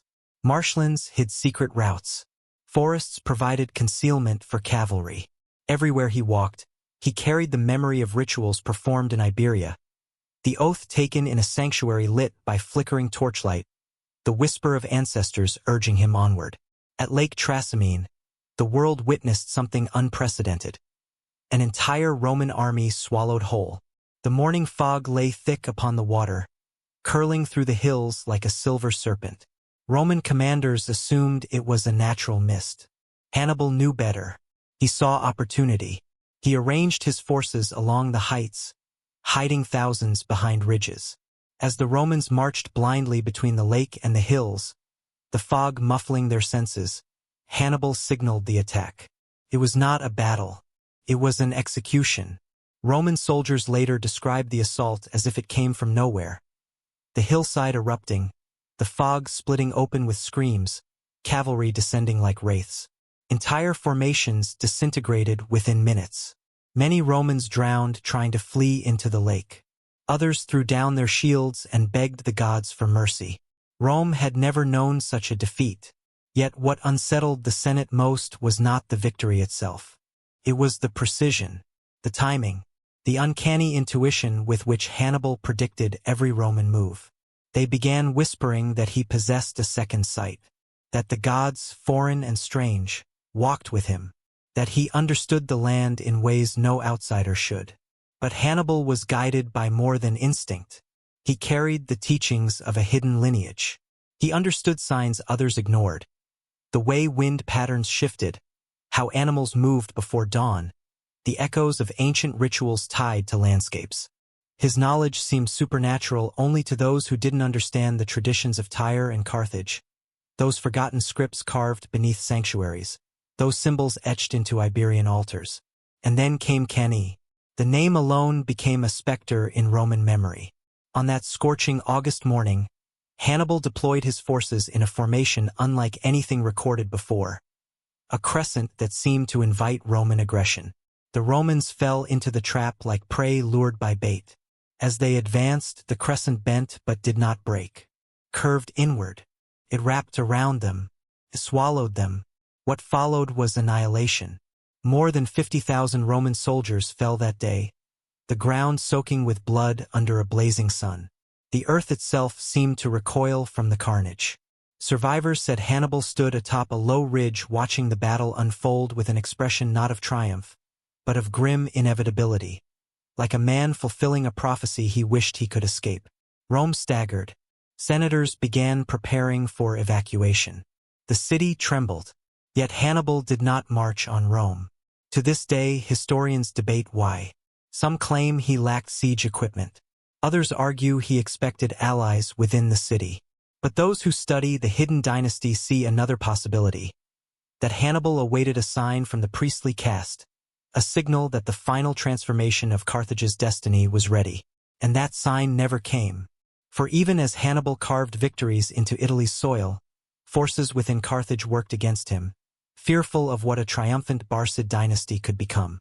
Messages were delayed, supplies withheld, alliances sabotaged. Rome felt his sword, but Carthage clipped his wings. Still, in every campfire whisper and battlefield rumor, one truth spread like wildfire. Hannibal's genius was not merely taught. It was inherited.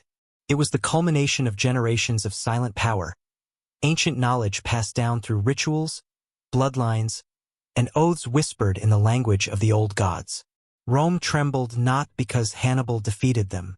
Rome trembled because it could not understand him. And what one cannot understand, one cannot truly defeat.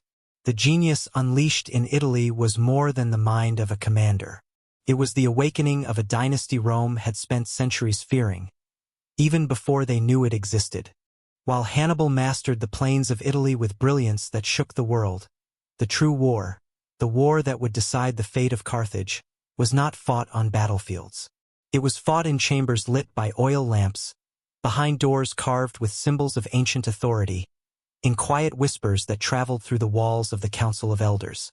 It was fought in the Senate of Carthage itself, where men who had never faced a Roman sword decided the future of a general who carried the city's destiny in his blood. Carthage had always been a republic of competing interests, but in Hannibal's absence those interests hardened into factions. The Barcid family, rising like a second sun above Iberia and Italy, cast long shadows back home. Some welcomed this new dawn, seeing in Hannibal the rebirth of Carthage's ancient glory, the revitalization of a lineage that had slept too long beneath the surface. Others felt dread, the kind that coils in the stomach when a long-buried truth threatens to come into the light. These were the merchant princes, the oligarchs who had preserved their influence through generations of careful diplomacy, secrecy, and manipulation. To them, Hannibal was not just a general, he was a force that threatened the delicate balance of power. If he returned victorious, he would return not as a servant of the state, but as a king in everything but name, a conqueror praised as divine, a leader carrying the fire of an ancient dynasty the Senate had long tried to suppress. They feared what his victory would awaken, and so they began to work against him. They started subtly, letters delayed, requests for reinforcements ignored. Gold that was promised to fund Hannibal's armies was suddenly redirected to other projects. Carthaginian fleets sailed not to Italy but to protect the merchant routes in the western Mediterranean. Even the sacred priests sent omens warning against excessive expansion, though no one knew if those omens came from the gods or from the influence of wealthy families who knew how to bend rituals for political gain. Hannibal waited for support. It never came. He fought battle after battle with brilliance unmatched in ancient history, but he fought alone, cut off by the very city he fought to protect. Messages finally reached him in Italy, some arriving months late. He read them in silence, his face hardening as the truth settled in. Carthage was not merely failing him, it was sabotaging him. The city did not understand that he carried not only their hopes but their destiny, one that had been handed down from the founders, preserved in bloodlines, whispered through rituals older than the Republic itself. There were leaders in Carthage who had long feared the Barcid ascendancy. Even before Hamilcar crossed into Iberia, jealous eyes watched his every move. His success had threatened the old order. Hasdrubal's diplomacy in Iberia had alarmed them. But it was Hannibal, the heir of both military genius and ancient lineage, who terrified them most. His victories in Italy were not merely victories. They were proof that the Barcids were more than generals.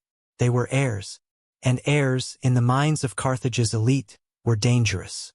The Senate of Elders, influenced by wealthy families like the Hanno faction, began planting seeds of doubt. They accused Hannibal of recklessness, of abandoning Carthage to chase personal glory. They whispered that his oath against Rome had warped his judgment, that he sought an empire of his own. These accusations were not entirely lies. They were distortions, designed with precision to weaken public support. What they didn't say was the real reason. They feared that Hannibal's return would restore the hidden dynasty Carthage had tried to bury beneath the facade of a republic. As Rome reeled from Hannibal's victories, the Senate of Carthage reeled from the fear of losing control. Meanwhile, in the shadows, the priestly families debated. Some believed Hannibal was the chosen continuation of the bloodline, the one who would reclaim the power of Alyssa's descendants. Others, older, more cautious, believed his rise was too explosive, too visible. A dynasty that survived by hiding could not survive a man who illuminated it with triumph. Whispers among the temple elite revealed internal fractures. Was Hannibal destiny or danger? There were nights in Carthage when the temple torches flickered against the stone walls of sacred chambers, and priests argued over prophecies and symbols. Some believed Hannibal fulfilled ancient scripts etched into altars. Others feared he would expose secrets the city had guarded for centuries. The most influential men of Carthage, too blinded by their own fear, did not realize that by sabotaging Hannibal, they were weakening Carthage's only chance for survival. Rome watched all this with fascination and relief. Spies reported the divisions. Roman generals listened eagerly. For Rome understood a truth Carthage had forgotten. A unified Hannibal was undefeatable. A betrayed Hannibal was mortal. Even as Hannibal defeated Roman armies, the Senate withheld reinforcements that might have turned the war decisively in his favor. When Hannibal captured southern cities in Italy, Carthage sent no settlers. When he called for additional cavalry, they sent none. Instead, they focused resources on minor conflicts in Sardinia and Numidia, conflicts that mattered little compared to the fate of the entire Mediterranean. When Hasdrubal, Hannibal's brother, attempted to bring reinforcements. He was intercepted and killed.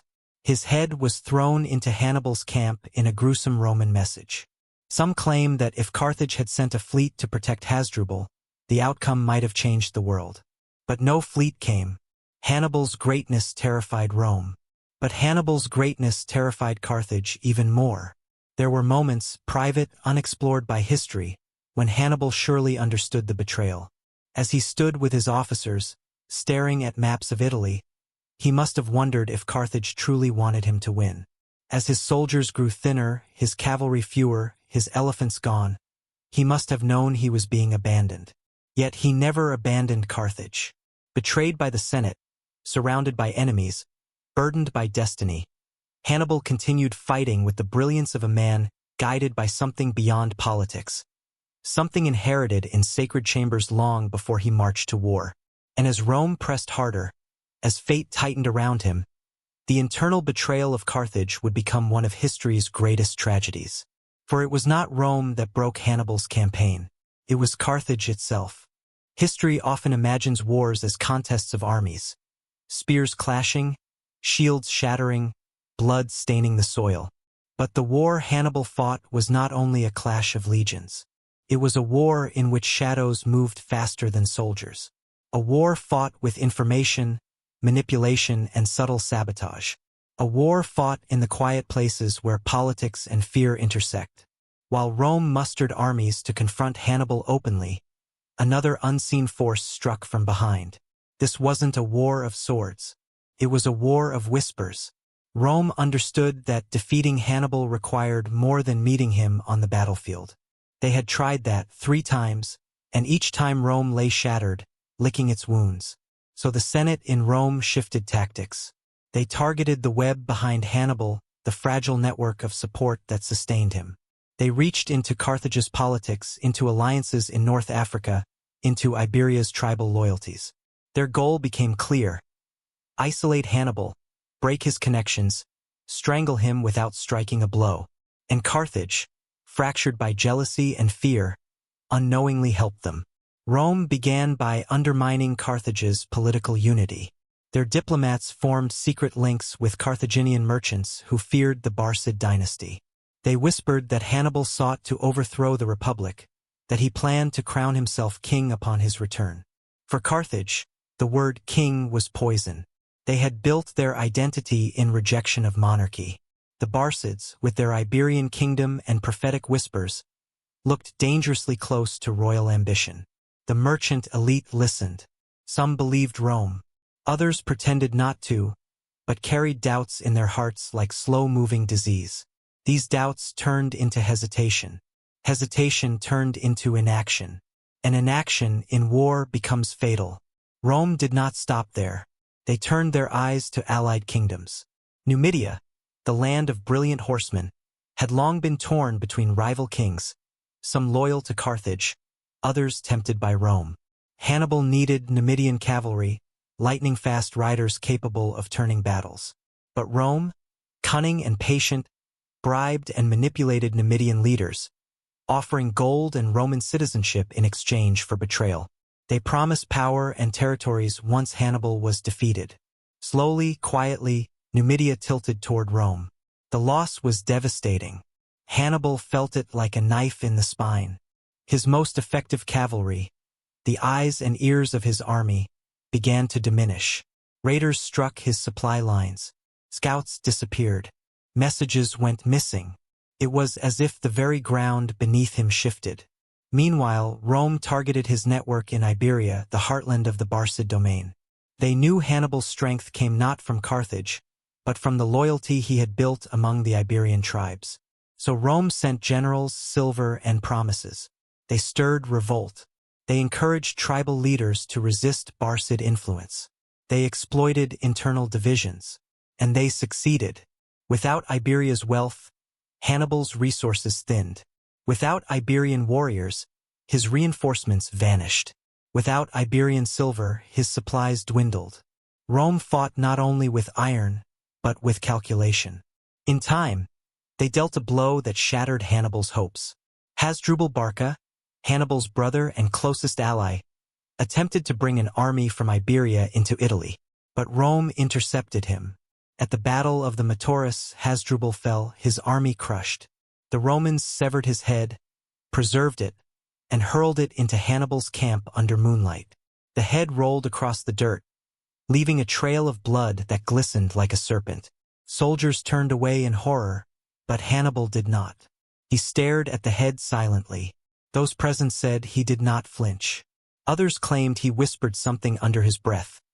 A vow, a curse, or perhaps a prayer for a brother whose destiny was intertwined with his own. The loss of Hasdrubal was not merely strategic. It was personal. It was the moment the Hidden Dynasty felt its first mortal wound. Rome pressed further, striking at Carthage directly. They encouraged rebellion among Carthage's African allies. Cities that had once stood loyal now wavered. Orchards were burned. Trade routes collapsed. Carthaginian merchants found their ships blockaded or seized. Rome understood something timeless. To break a great enemy, break the pillars that support him. Break his alliances. Break his trust. Break his home. Carthage, fractured from within, did not respond effectively. Their leaders argued while Rome acted. Messages from Hannibal pleading for reinforcements fell into deaf ears or were intercepted. Carthage sent envoys where they should have sent armies. They sent promises where they should have sent supplies. And in the darkness of the Carthaginian Senate chambers, betrayal deepened. Those who feared the Barcids believed that Hannibal's defeat might preserve their own power. They did not see that Rome would devour them next. They did not recognize the trap until it was too late. As the war progressed, Rome's psychological strategies became more sophisticated. They crafted propaganda painting Hannibal as a monster, a barbarian, a child-sacrificing demon. They spread rumors that he could not be trusted, that he punished civilians, that he brought curses upon lands he marched through. These stories spread among Italian cities still on the fence, cities whose support Hannibal desperately needed. Some broke their alliance with him. Others closed their gates. A few even attacked his supply lines. Hannibal, who had once been welcomed as a liberator, now marched through lands that increasingly saw him as a threat. The Shadow War succeeded. By the time the Romans sent Scipio Africanus to strike at Carthage directly, Hannibal was surrounded, cut off from reinforcements, isolated from Iberia, betrayed by half of Numidia, and undermined by his own government. The tragedy was not that Hannibal lost battles. He did not. The tragedy was that he lost the war behind the war. Rome had fought not only with legions, but with intelligence, diplomacy, and manipulation.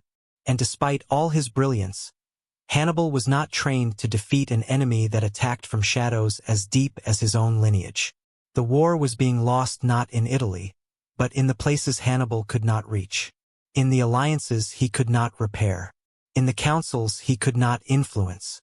In the silences of Carthage that grew louder with each unanswered plea. And by the time Hannibal finally received the command to return home, Rome had already strangled Carthage's strength. Hannibal was not defeated by Rome's swords. He was defeated by Rome's understanding of human weakness and Carthage's inability to rise above it. When the recall finally came, it felt less like an order and more like a sentence. Hannibal received the message in a quiet Italian village, a fated settlement whose people had long since abandoned hope of resisting Rome. The wax seal of the Carthaginian council glinted in the firelight as he broke it open. His officers gathered around him, anticipating news of long-awaited reinforcements or instructions for a new campaign. But Hannibal did not speak. He stared at the parchment for a long time, his expression unreadable, the flames reflecting in his dark eyes. Birds called from the distant fields. A faint wind rustled the olive branches. The world seemed to wait. At last, Hannibal lowered the message. "Carthage has summoned me home," he said. The words fell like stones into water, sending ripples of disbelief through the tent. Officers exchanged glances. Some cursed under their breath. Others bowed their heads, understanding immediately what this meant. It was not a return in triumph. It was a retreat. Carthage was calling him back not because they believed in him, but because they had no choice. Scipio Africanus had invaded Africa, threatening the homeland itself. Carthage, after years of hesitation, infighting, and denial, finally realized that Hannibal was their last hope. But the call came too late. Much too late. Hannibal's army in Italy, once a storm that shook the foundations of the Republic, was now a shadow of its former glory.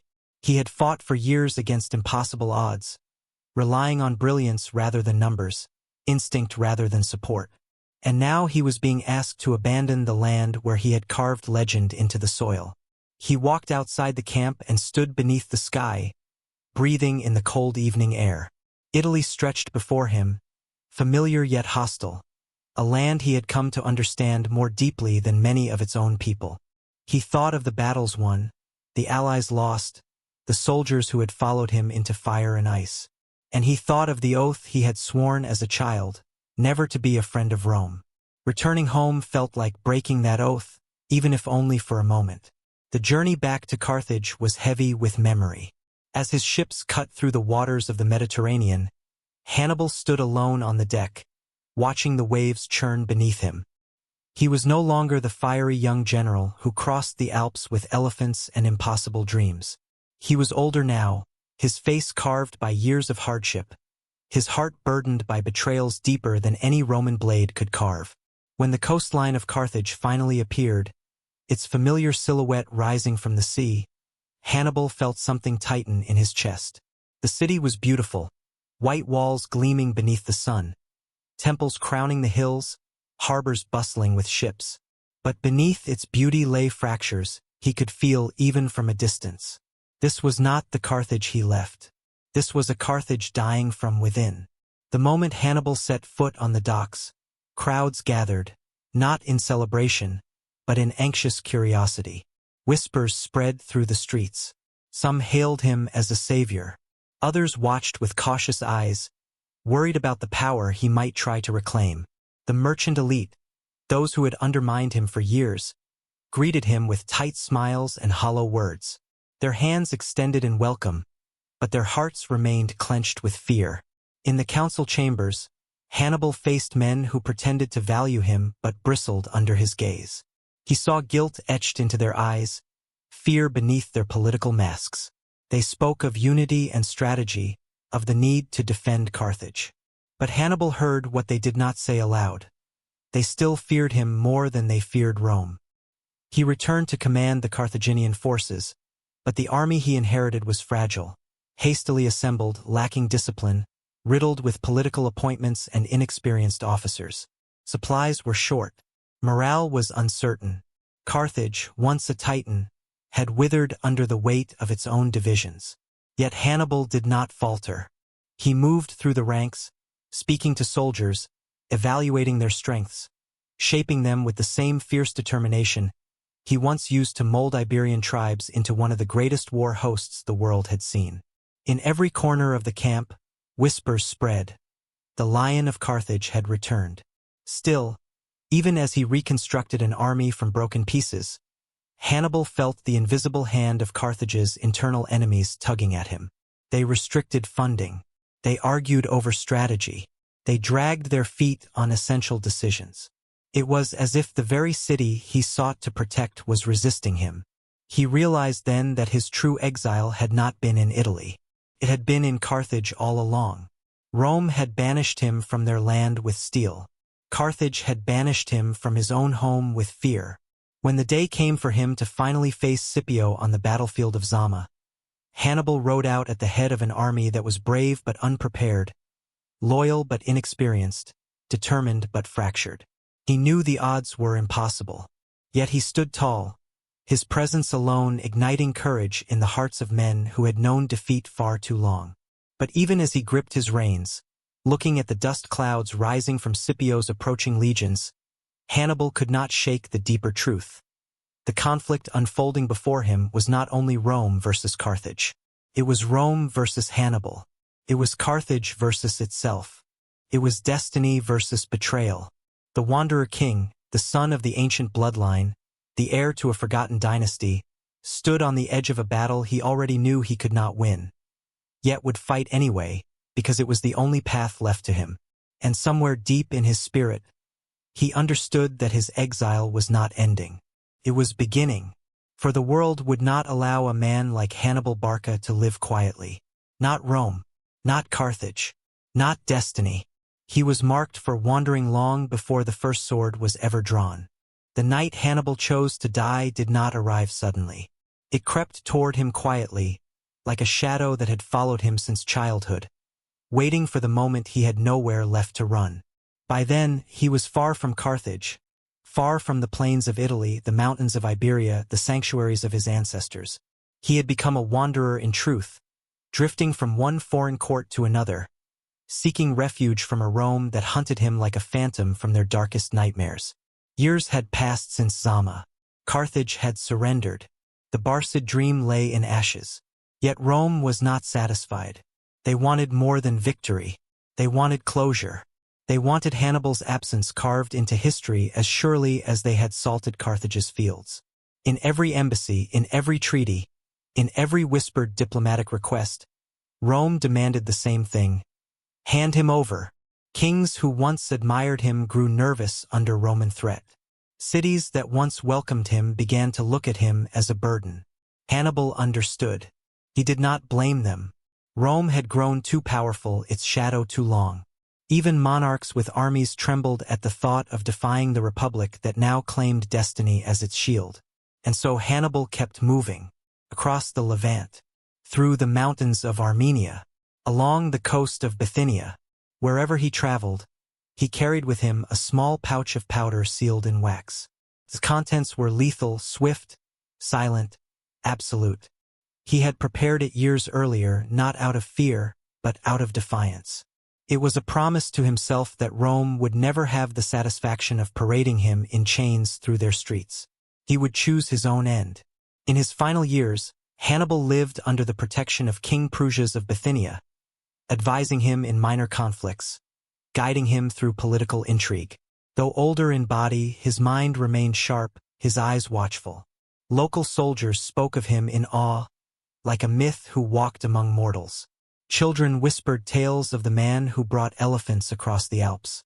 Travelers swore that even in age, he carried himself with a quiet, unbroken dignity, like a lion forced into the shadows but never forgetting the taste of sunlight. But Rome did not forget him either. Senators grew restless. Generals feared his name. Young recruits were still told stories of Cani, each retelling painting Hannibal as more monstrous or brilliant than the last. It was as if Rome could not feel safe while he lived, no matter how far he wandered. And so they sent emissaries, threats dressed as diplomacy, demands wrapped in false courtesy. The net tightened.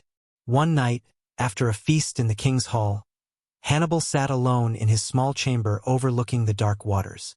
The moon hung low, casting its pale reflection across the sea. He knew the emissaries had arrived. He had seen the change in the king's eyes, the flicker of fear, the uncomfortable pauses, the way guards lingered near the doors as if instructed to watch him a little too closely. Hannibal breathed deeply. The night air carried the scent of pine and salt, a scent that reminded him of the harbors of Carthage long ago, when he was still a boy, before destiny had carved its path across his life. He lit a single lamp.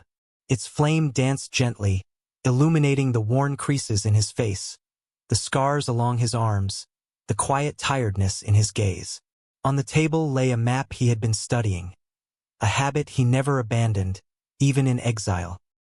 His finger traced the familiar contours of Italy, lingering near the river where he first outwitted a Roman army, then drifting to the hills of Cani. A faint smile touched his lips. There were few men in history who came as close to unmaking an empire as he did. The knock on the door was soft, a hesitant hand. Hannibal did not turn. "Enter," he said calmly. A young servant stepped inside, bowing. "My lord, the king requests your presence at dawn. He wishes to discuss urgent matters." Hannibal thanked him kindly. The boy left, the door closed, and the silence deepened. He sat for a long time, listening to distant waves crash against the rocks, thinking not of defeat but of fate. He thought of Carthage, the city of his ancestors, the city that betrayed him yet lived forever in his heart. He thought of his father, the rituals in Iberia, the strange glow of firelight on sacred symbols. He thought of his soldiers, the Iberians who followed him through the Alps, the Numidians who rode like wind, the Carthaginian veterans who died with his name on their lips. He thought of Rome, not with hatred, not with regret, with clarity. He knew what they wanted, and he knew what he must deny them. He reached for the pouch. His hands did not tremble. Breaking the wax seal released a faint smell, bitter, sharp, unmistakable.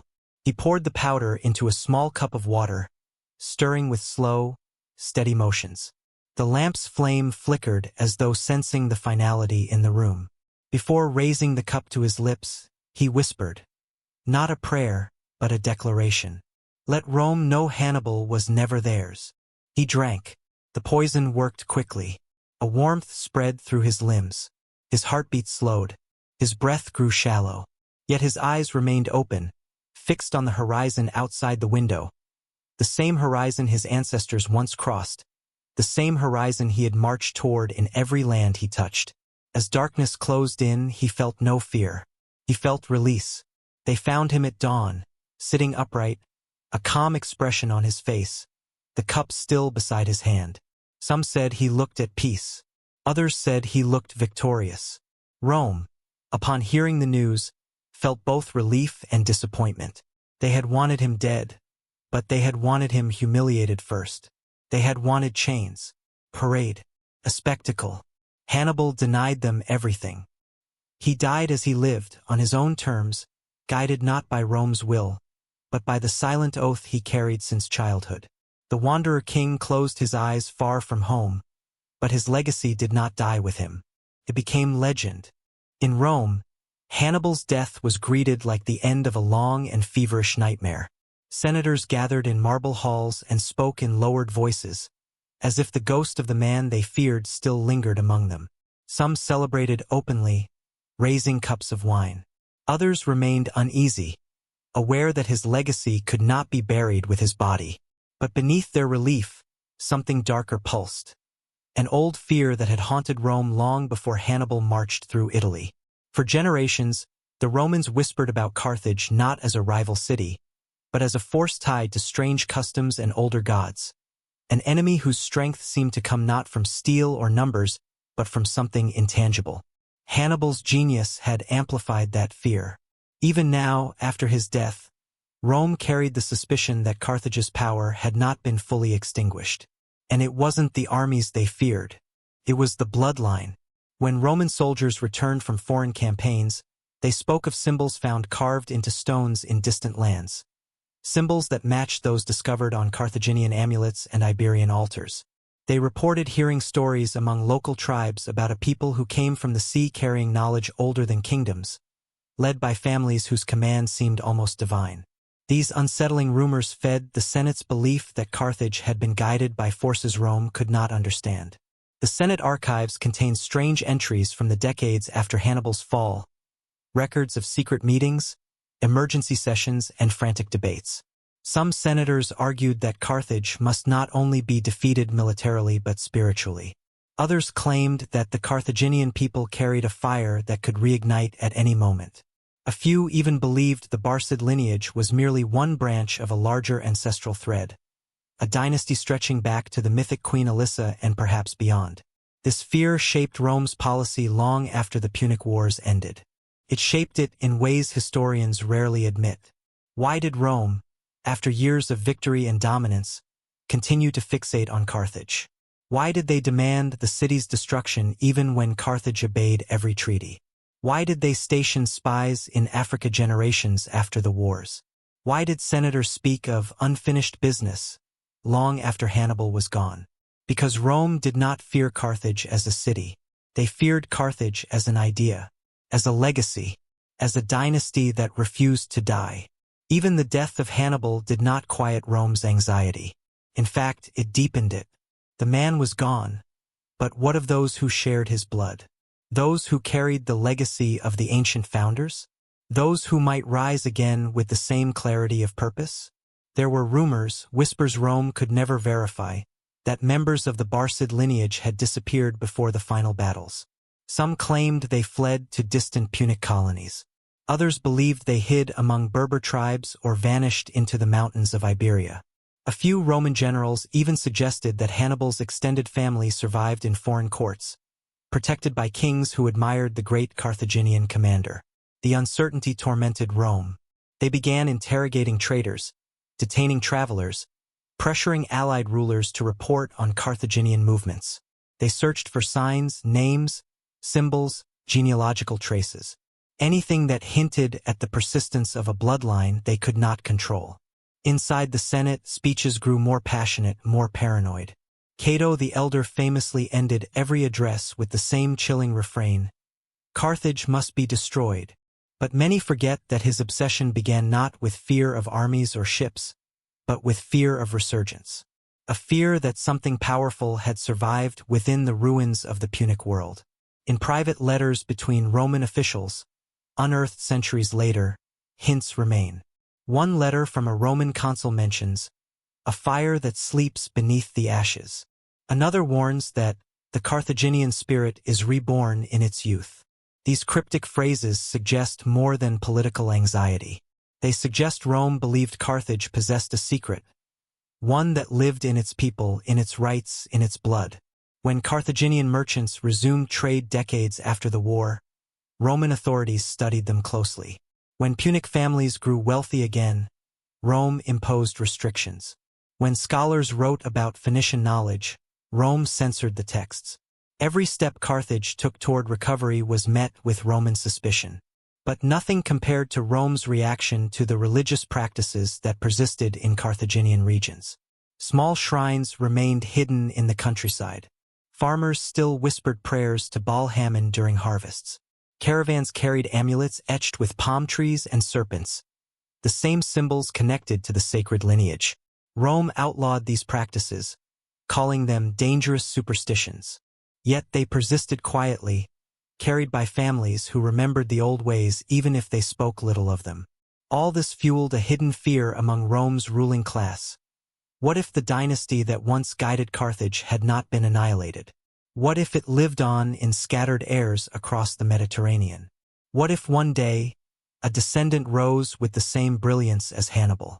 After all, Rome knew that Hannibal's genius had not been ordinary. Their own generals admired him. Their children idolized his strategies. Their historians struggled to explain how one man could disrupt their empire so deeply. It seemed impossible that such a mind could appear without ancestry behind it, without a lineage trained across centuries in art, strategy, religion, and symbolism. The deeper Rome looked, the more they saw patterns. The signs carved in temples, the rituals tied to stars, the preserved genealogies in secret chambers. They realized Carthage had never been a simple republic. It had been something older, something hidden, something Rome had never fully understood. But they understood this much. If the dynasty survived, even in fragments, it might one day return. And Rome, for all its triumph, feared the return of the fire more than the fire itself. Even centuries after Carthage fell, Roman poets and scholars described the city with unease. They spoke of lingering ghosts, of curses and prophecies, of a rival spirit that refused to bow to Rome's world. They wrote as if Carthage was not a defeated enemy but a sleeping force, a force Rome feared would awaken. The Third Punic War did not begin with an attack. It began with a whisper born from fear, carried through Roman halls like a draft beneath a locked door. Carthage had been defeated, humiliated, and stripped of its empire. It paid crushing tribute. It accepted Roman demands, posed no military threat. And yet, Rome became obsessed with the idea that Carthage was rising again. The fear did not come from armies or walls. It came from something Rome felt but could not name. A pulse, a stirring, a quiet return of confidence in Carthage's people. Markets bustled. Ships reappeared along trade routes. Fields grew fertile. The city's young men walked with a strength in their shoulders that had been missing since Zama. Even the old rituals, though officially outlawed, whispered back into the streets. Hidden offerings left at dawn, tiny symbols carved on doorframes, prayers murmured in the old language. Rome saw these signs and trembled. To the Romans, Carthage was like a smothered flame that glowed red beneath the ash. And if a flame glows, it can burn again. Cato the Elder sensed this before anyone. His visits to Carthage left him shaken. Every time he returned to Rome, he described the city not as ruined, but dangerously alive. He warned the Senate that Carthage possessed a spirit that endures in silence. His voice grew louder, more insistent. He ended every speech, regardless of topic, with the same chilling refrain: Carthago delenda est, Carthage must be destroyed. Most senators dismissed this at first. Carthage was paying its tribute. Carthage was disarmed. Carthage was watched. But the more Rome observed the city, the more cracks formed in their certainty. The trade wealth Carthage generated, despite restrictions, grew rapidly. Its harbor, damaged but not destroyed, thrummed with activity. The citizens rebuilt homes, temples, and markets. The people seemed to absorb hardship like soil absorbs rain, returning stronger after every storm. Rome could not understand it, because Rome could not see the truth. Carthage's strength was not military. It was cultural, spiritual, ancestral, a strength rooted in centuries of lineage, myth, ritual, and identity. Something that refused to die even when armies burned the fields and dismantled the fleets. This terrified the Republic. So the Senate began searching for justification. They watched Carthage like wolves circling an injured lion, waiting for the faintest excuse to pounce. And when the excuse finally came, it was small, almost trivial. Numidia, Rome's puppet ally, began raiding Carthaginian land. Carthage protested. Rome ignored them. Eventually, pushed too far, Carthage raised a small defensive force, violating the treaty that forbade it from making war without Roman approval. That single act, desperate, reasonable, inevitable, was all Rome needed. Roman senators rose from their marble seats and declared that Carthage had broken the peace. But beneath the political speeches, a deeper truth drove them. They believed Carthage was on the verge of awakening something ancient, a dynasty, a legacy, a spirit, something that Rome had felt for centuries but had never been able to extinguish. Preparations for war began instantly. Yet even as legions gathered, Rome's fear did not subside. It grew. For the more they discussed Carthage, the more they remembered the one man whose shadow still haunted them, Hannibal. To Rome, Hannibal was not dead. Not truly. His name lingered in the minds of generals. His strategies were studied with reverence. His ghost sat at every table where war was planned. And somewhere in Carthage, Rome suspected his legacy still breathed. Roman commanders exchanged letters expressing unease.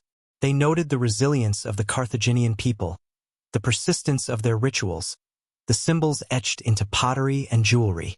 They warned of silent gatherings at night and unusual markings found in the ruins beneath the Bursa. Some believed Carthage was preparing for something more than war, something spiritual, something rooted in its ancient dynasty. Rome did not fear Carthage's walls.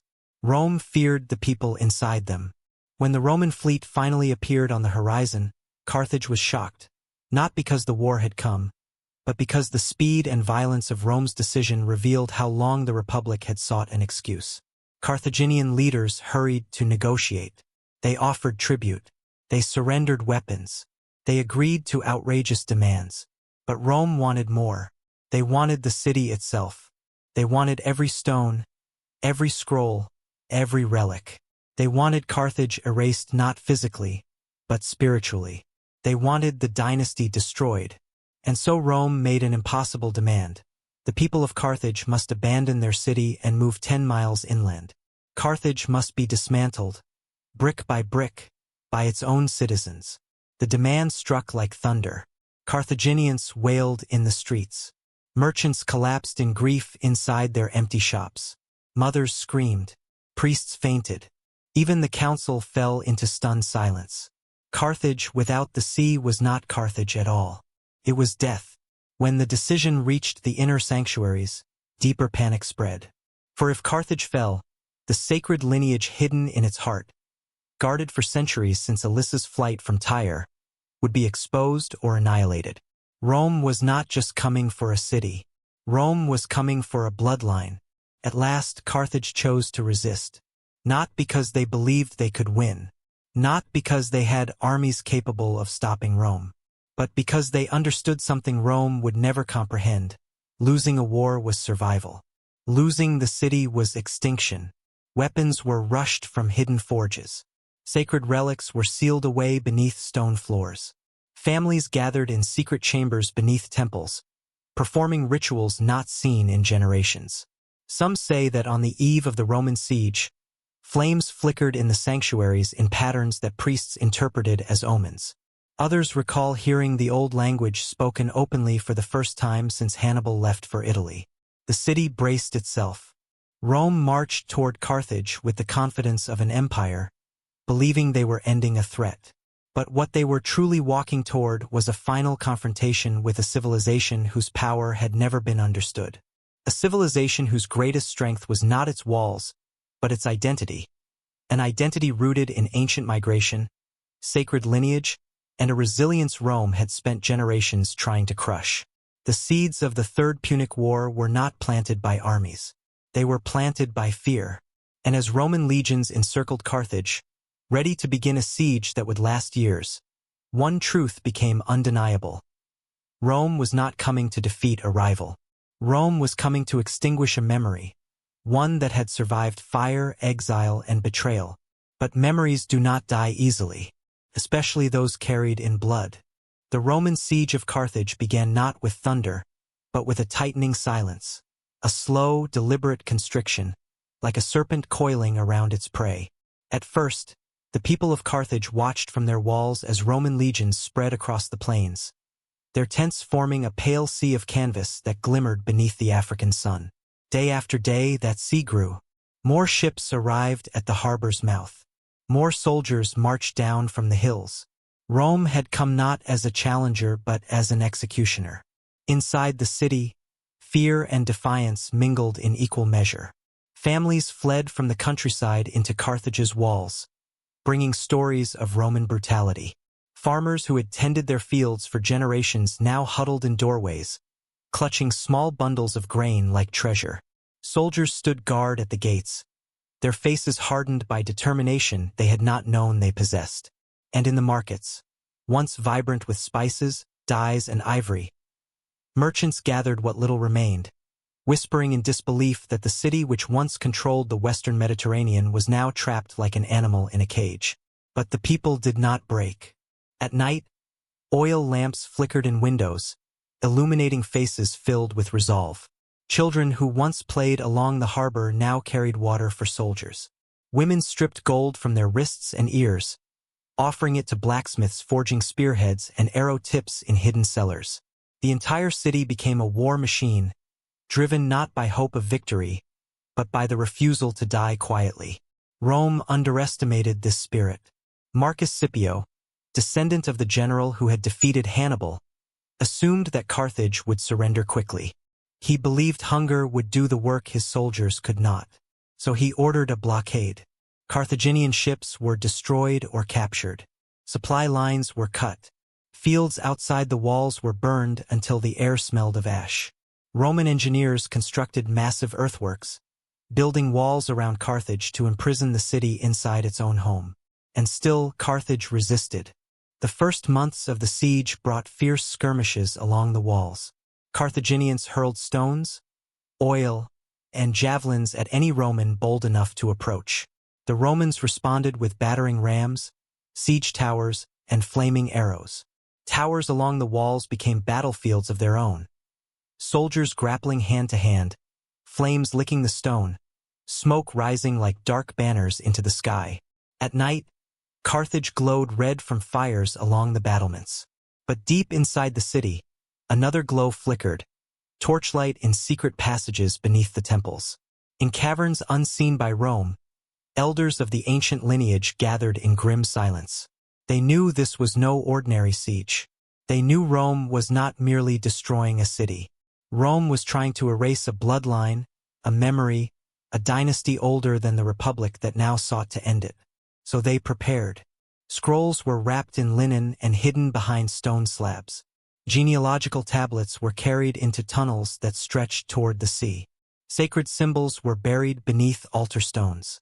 Mothers took their children into chambers lit by blue burning torches, swearing them to silence, telling them stories of their ancestors in the old language, names that had survived fire and exile and must survive this final storm. And all around them the city starved. Hunger crept through Carthage like an invisible enemy.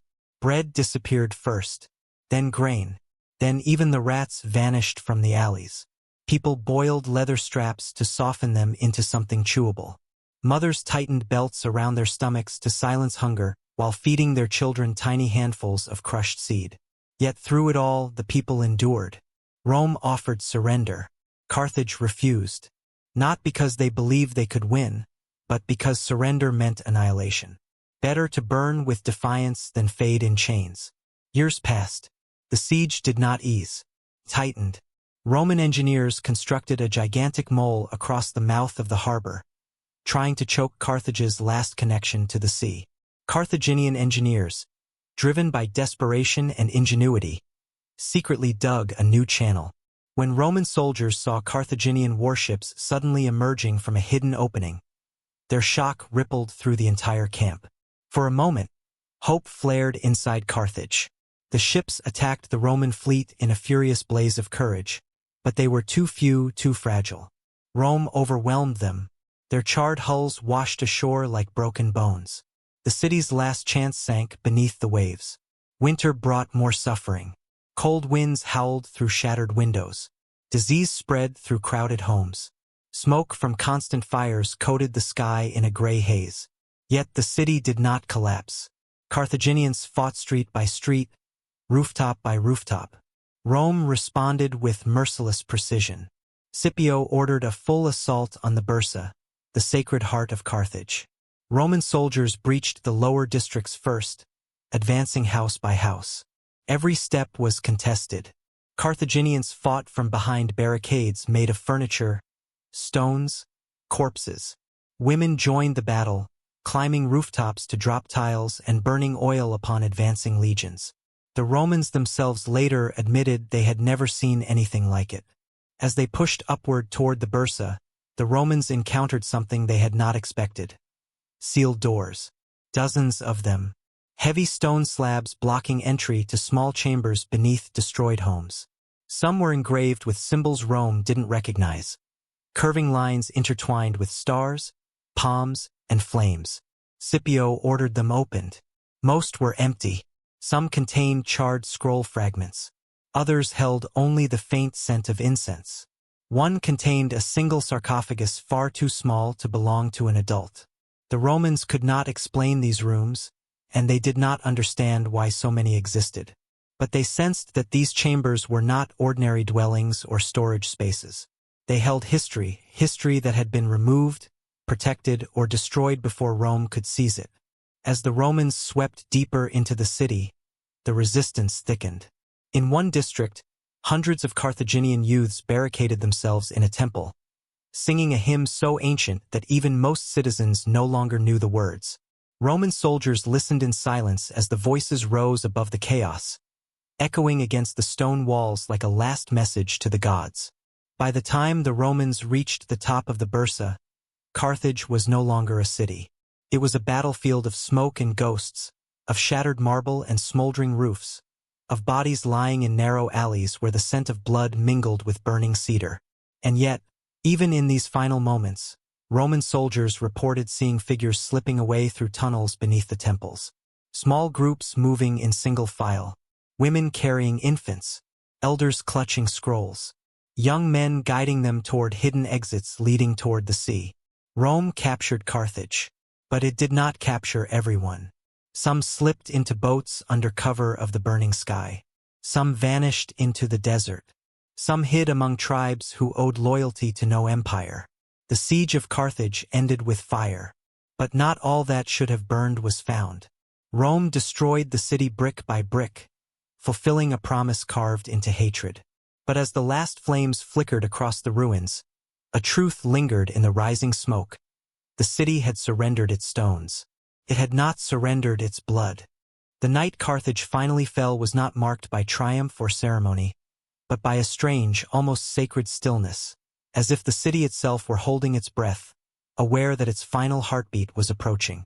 Fires crackled across the lower districts, painting the sky with red and gold. Smoke curled between broken columns, drifting like restless spirits through the streets. Roman soldiers advanced through the ruins with shields up, their footsteps echoing in places where no sound had ever dared to linger.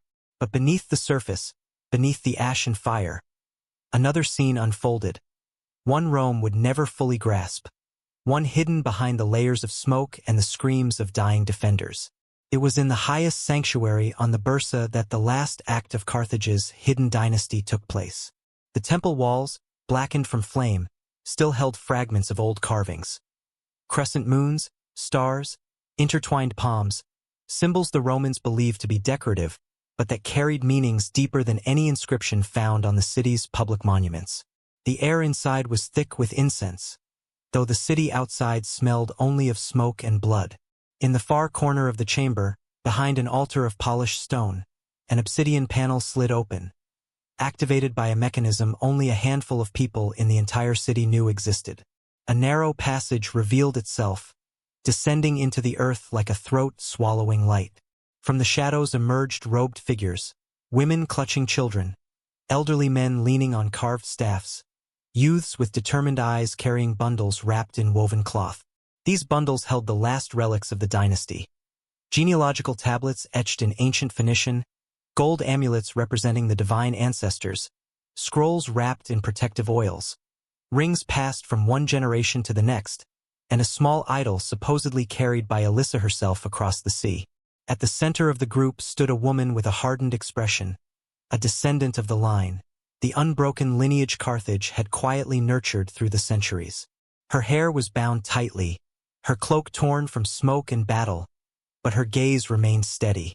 In her arms she held a child no older than 3, sleeping despite the thunder shaking the walls around him. He was the last direct heir, the final breath of an ancient dynasty. A priest placed a hand on the woman's shoulder. His voice trembled with age and the weight of centuries. "It is time," he whispered. She nodded, though her jaw clenched. Behind them, deeper in the chamber, another figure emerged.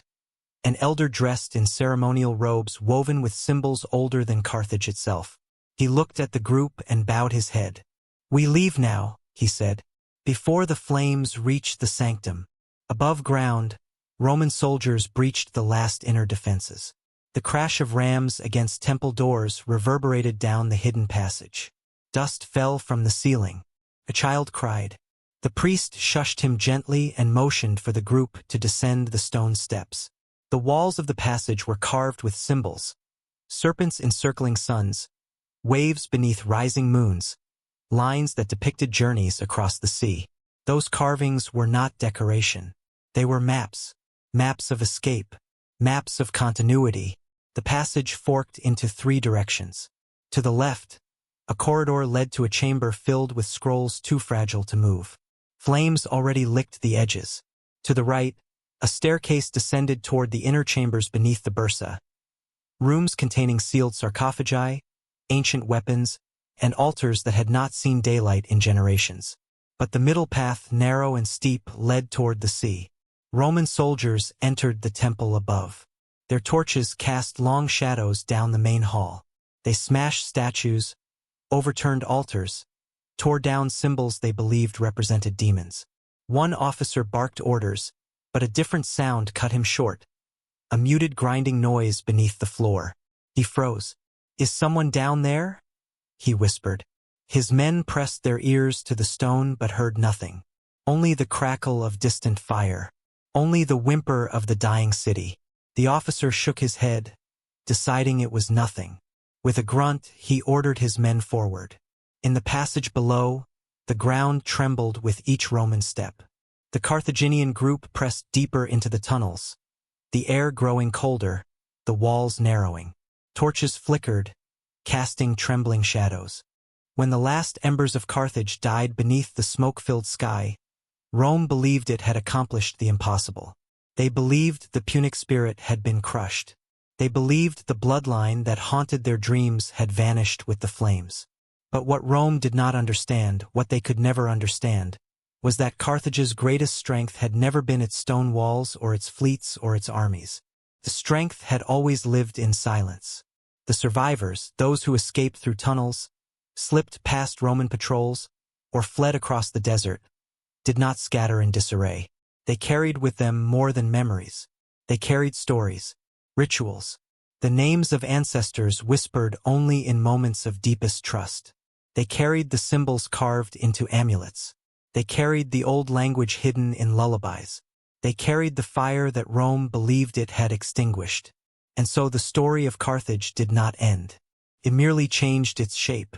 In the decades after Carthage's fall, small clusters of refugees appeared across the Mediterranean. They blended into new cities with quiet precision, never drawing attention, never fully revealing who they were. A family might settle in Sicily, selling dyed fabrics reminiscent of ancient Punic colors. Another might appear in Sardinia, trading in carved amber beads etched with symbols Romans could not decipher. Others followed the trade winds to far-off ports, Cyrene, Alexandria, Gades, places where the memory of Phoenician blood still lingered in the language, the architecture, the sea routes. These refugees never claimed their heritage openly. They preserved it through fragments. A phrase spoken during childbirth, pattern woven into cloth, a wooden charm passed from mother to daughter, a prayer whispered during storms. The world around them changed, but the lineage did not disappear. It lay beneath the surface like a buried river, feeding everything without being seen. Scholars centuries later would puzzle over strange coincidences. Clusters of families in North Africa practicing customs Rome never introduced, symbols appearing in remote villages that matched carvings found in Carthaginian ruins, rituals of fire and offering that bore the unmistakable stamp of Punic devotion. They saw the evidence but not the truth. The truth was that Carthage had never died. People simply learned to live as shadows. Some survivors wandered deeper into Africa, where Roman influence weakened.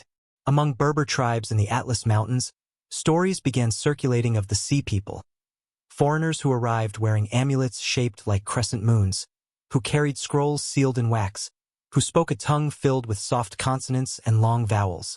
These newcomers married into local tribes, teaching their children the ancient songs of Baal and Tanit. Over generations, these traditions blended with local customs, creating something hybrid, neither fully Punic nor entirely Berber. Centuries later, certain tribes still carried faint traces of Punic vocabulary, fragments of a lost world preserved in the speech of nomads who never saw Carthage's shores. Meanwhile, far across the Mediterranean, scholars in Alexandria rediscovered texts written in a Phoenician script so old that many believed it extinct. These texts spoke of migration, exile, and hidden heirs who carried dynastic markers in their names and symbols. Some Egyptian priests began speculating that the Carthaginians had not been merely traders. They had been custodians of a lineage stretching back to the earliest kings of Tyre. Rome refused to acknowledge such ancient inheritance. But the world remembers what the conqueror tries to erase. In Gades, one of Carthage's oldest sister cities, fishermen told legends of a woman who arrived with a baby swaddled in purple cloth embroidered with a palm and serpent. She lived quietly on the edge of the harbor, never revealing her name. But each year on the anniversary of Carthage's fall, she lit 3 lamps along the shoreline, letting them drift onto the waves. The elders later claimed she was a priestess of the hidden bloodline. When she died, a small clay tablet was found beside her bed, etched with a symbol that had once adorned Hannibal's standards in Iberia. Even in Rome itself, the legacy could not be fully erased. Roman families who lived near the old markets occasionally reported finding strange tokens buried beneath their floors. Punic coins, Carthaginian rings, pieces of jewelry inscribed with names the Romans could not pronounce. Some believed they were remnants left from Carthaginian slaves. But others whispered a deeper possibility, that Punic refugees had lived in Rome secretly after the war, hiding in plain sight under the empire that destroyed their home. For Rome, this prospect was disturbing. For the refugees, it was survival. As generations passed, the story of Carthage drifted into legend. Rome grew older, then weaker. Empires shifted. Faiths rose and fell. New languages covered the Mediterranean like layers of paint. Yet beneath these layers, traces of the old world remained. Quiet, resilient, persistent. In the deserts of Libya, tribes carved patterns into leather shields that mirrored Carthaginian temple designs. In Tunisia, old families passed down heirlooms shaped like crescent moons and discs of the sun. In Spain, farmers told children tales of a lost king from the east, who crossed mountains with beasts of thunder. In Sardinia, women wove cloth in colors that once dyed the robes of Punic nobles. These fragments were not coincidences. They were memories, and memories, even when scattered, can form a mosaic. Historians would later ask why the Punic language resurfaced in fragments long after the city's destruction, why certain surnames in North Africa echo ancient Carthaginian titles, why rituals involving fire and sacrifice persisted in remote communities centuries after Rome outlawed them. The answer lay in the refugees, those who carried the fire of Carthage across the world. But there was another question even more intriguing. Did any members of the Barcid lineage survive? Rome never found proof of their extinction. They claimed victory, but their records reveal something else: uncertainty. Roman agents reported rumors of Carthaginian nobles bribing ship captains, of infants evacuated during the final siege, of sealed crates transported under guard by unidentified priests. Other reports mention escape routes leading south toward Numidia, where allies loyal to Hannibal once sheltered fugitives. Some Roman historians dismissed these accounts as fabrications. Others feared they were true, because if even one heir survived, one child carrying the blood of the ancient dynasty, then Rome had failed in its mission. And that failure would haunt them for generations. In certain remote communities across North Africa, families still tell stories of ancestors who escaped the burning sea city. They speak of an heir who survived, a young boy or girl whose protectors vanished into the dunes with ancient scrolls and sacred relics. These legends, though fragmented, share unusual similarities. Symbols, names, rituals, too precise to be coincidence. Whether the Barcid lineage truly survived is a mystery lost to time. But the idea survived. The belief survived. The fire survived. Carthage fell. But its people did not vanish. Its culture did not vanish. The spirit did not vanish. It lived on in the heartbeat of every refugee, in every whispered story, in every hidden ritual. Rome had destroyed the city. They had not destroyed the civilization. The world thought Carthage was gone, but Carthage had simply become invisible. Centuries passed, yet the memory of Carthage clung to the world like smoke that refused to clear. Empires rose and fell, swallowing one another in cycles of ambition, but every new conqueror encountered faint traces of a civilization Rome had tried to erase. These traces appeared like ghosts, subtle, persistent, elusive, shaping cultures long after the last torch in Carthage had burned out. In the deserts of North Africa, Roman soldiers stationed in remote outposts wrote anxious letters to their families describing strange rituals among local tribes. They saw fires lit in concentric circles. They heard chants sung in harsh, rhythmic tones that did not match Berber or Latin, but something older, sharper. A linguistic echo that scholars would later identify as Punic in its structure. When questioned, the tribesmen pretended ignorance, claiming the chants came from ancestors whose names they no longer remembered. But the truth lay written in the flicker of the flames. The fire dance was the same ritual once performed during festivals in Carthage's Tophet. In Sicily, children learned nursery rhymes with odd cadences, songs brought by grandmothers whose great-grandparents, they claimed, came from the burning shore. A few of the melodies matched fragments of Phoenician hymns reconstructed centuries later from archaeological finds. No one could say how these songs survived, or who had carried them across oceans, but they lingered like the faint beating of a heart beneath layers of soil. Even in Rome, the shadow of Carthage refused to fade. Roman generals studied Hannibal's campaigns with an almost religious obsession. His strategies were copied, preserved, repeated. His tactics became foundations for future battles, shaping the very armies that had sought to erase him. In military academies across the empire, students whispered his name with reverence. Some dared to call him the greatest commander who ever lived. Quietly, reluctantly, Rome found itself honoring the man it had feared above all others. Hannibal's legacy infiltrated the empire that had tried to annihilate it. Roman playwrights wrote tragedies inspired by Punic myths. Sculptors carved faces with distinctly Carthaginian features into public works. Merchants adopted Carthaginian trade techniques, praising their efficiency. Even Roman noble families, craving exotic prestige, collected Punic jewelry, never realizing the symbols etched into bronze and gold were once sacred to a hidden dynasty. But the deepest influence took hold where Rome was weakest, in the fringes of its empire.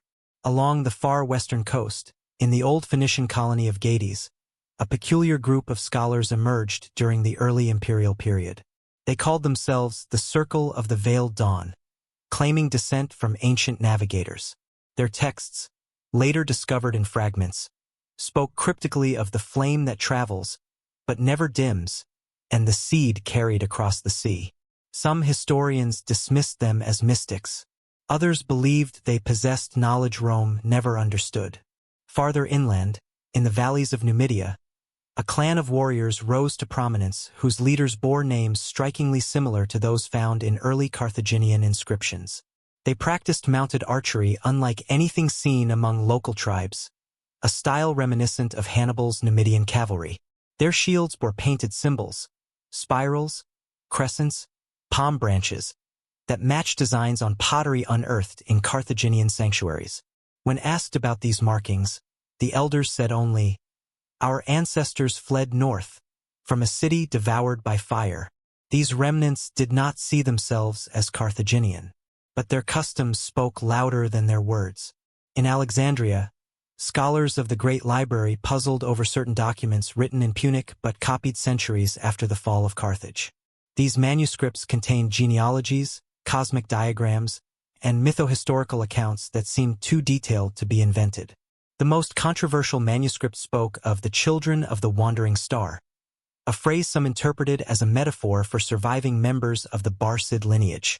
The text vanished when the library burned, leaving behind only a tantalizing hint of a truth long buried. Meanwhile, whispers grew in Roman circles of secret communities practicing foreign rites. Governors reported sightings of people gathering at night near coastal cliffs, lighting lanterns and reciting prayers in a tongue that refused to die.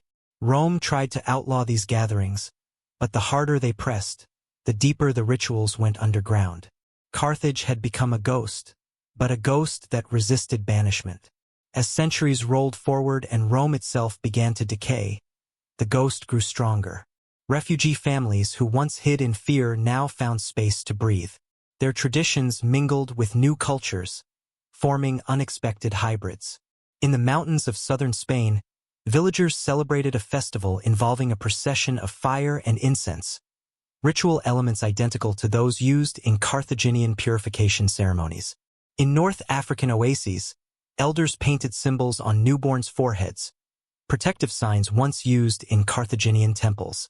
In Malta, ancient storage pits yielded amulets bearing the face of Tanit, preserved by families who had hidden them through generations.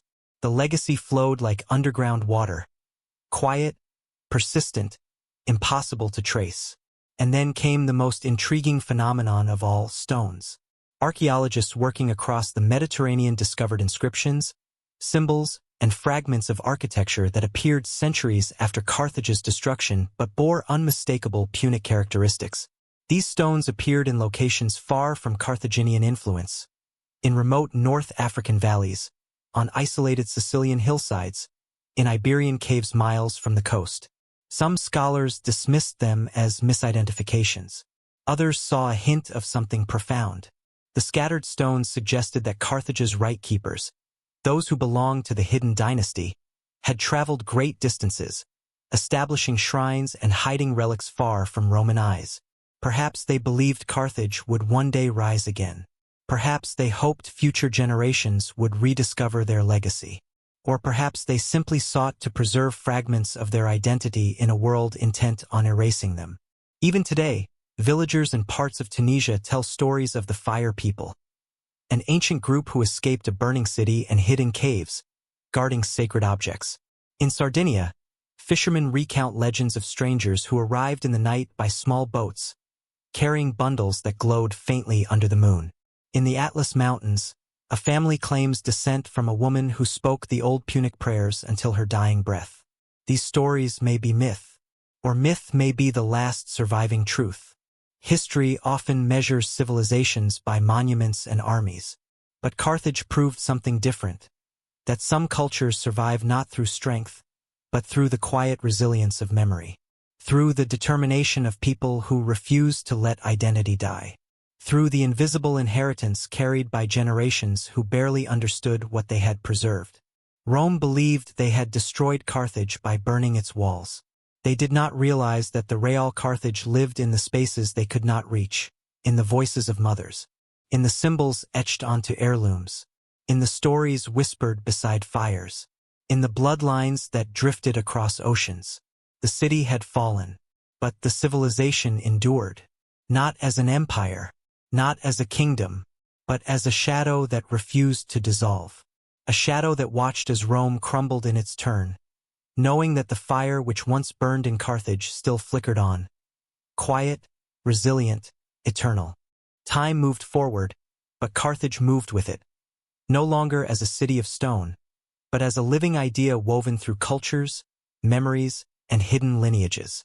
By the time the medieval world began rising from the ruins of Rome, the Punic flame had already spread across continents in ways no empire could track. And yet, somewhere beneath the surface of history, another mystery began to take shape. One that scholars would later trip over like explorers finding footprints where no one should have walked. That mystery was this: why did so many civilizations, far removed from one another, preserve fragments of a story about a lost coastal kingdom? Why did symbols linked to Carthage appear in places where Roman historians swore the Punic people had never reached? And why did certain families across North Africa, Sicily, Malta, and Iberia claim an ancestry that stretched back to a line of kings and queens from the city of the burning sea? In the early centuries of the medieval world, whispers of survival began to surface. They came in scattered forms: folk tales, inscriptions, fragments of jewelry buried with the dead. Some were clear echoes of Carthaginian culture. Others were distorted, like reflections rippling on the surface of water. But when these fragments were pieced together, they painted a picture Rome had fought desperately to prevent. The Hidden Dynasty had not died. It had adapted. In the rugged mountains of Tunisia, travelers spoke of a clan whose elders wore pendants shaped like a crescent moon intertwined with a sun disk. These were symbols directly associated with Tanit and Baal-Hamon. The clan's oral histories mentioned an ancestor who escaped the city of fire, carrying a chest filled with scrolls and relics. No one outside the clan had ever seen the chest, but the story persisted for over 1,000 years. In a quiet fishing village on the coast of Malta, families carved a strange sigil into the wooden beams of their boats, a sigil identical to markings found in a Carthaginian temple ruin. When pressed, the elders simply said, "Our people came from across the sea when the sky burned." The phrase was so old that even they did not know its origin. Yet the boats carried the mark regardless, as though protecting a memory the sea itself respected. In Spain, high in the Sierra Morena mountains, shepherds kept a tradition of lighting 3 fires on the longest night of the year.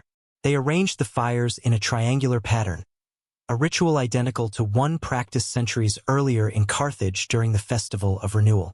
When Christian travelers asked them why, the shepherds replied, "It is what our forefathers did before they fled the great destruction."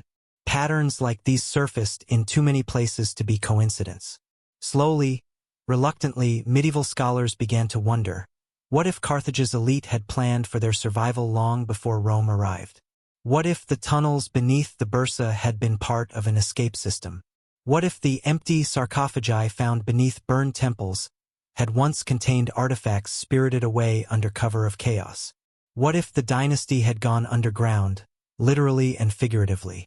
Meanwhile, further east, in the libraries of Damascus and Cairo, historians discovered manuscripts copied from older Phoenician sources.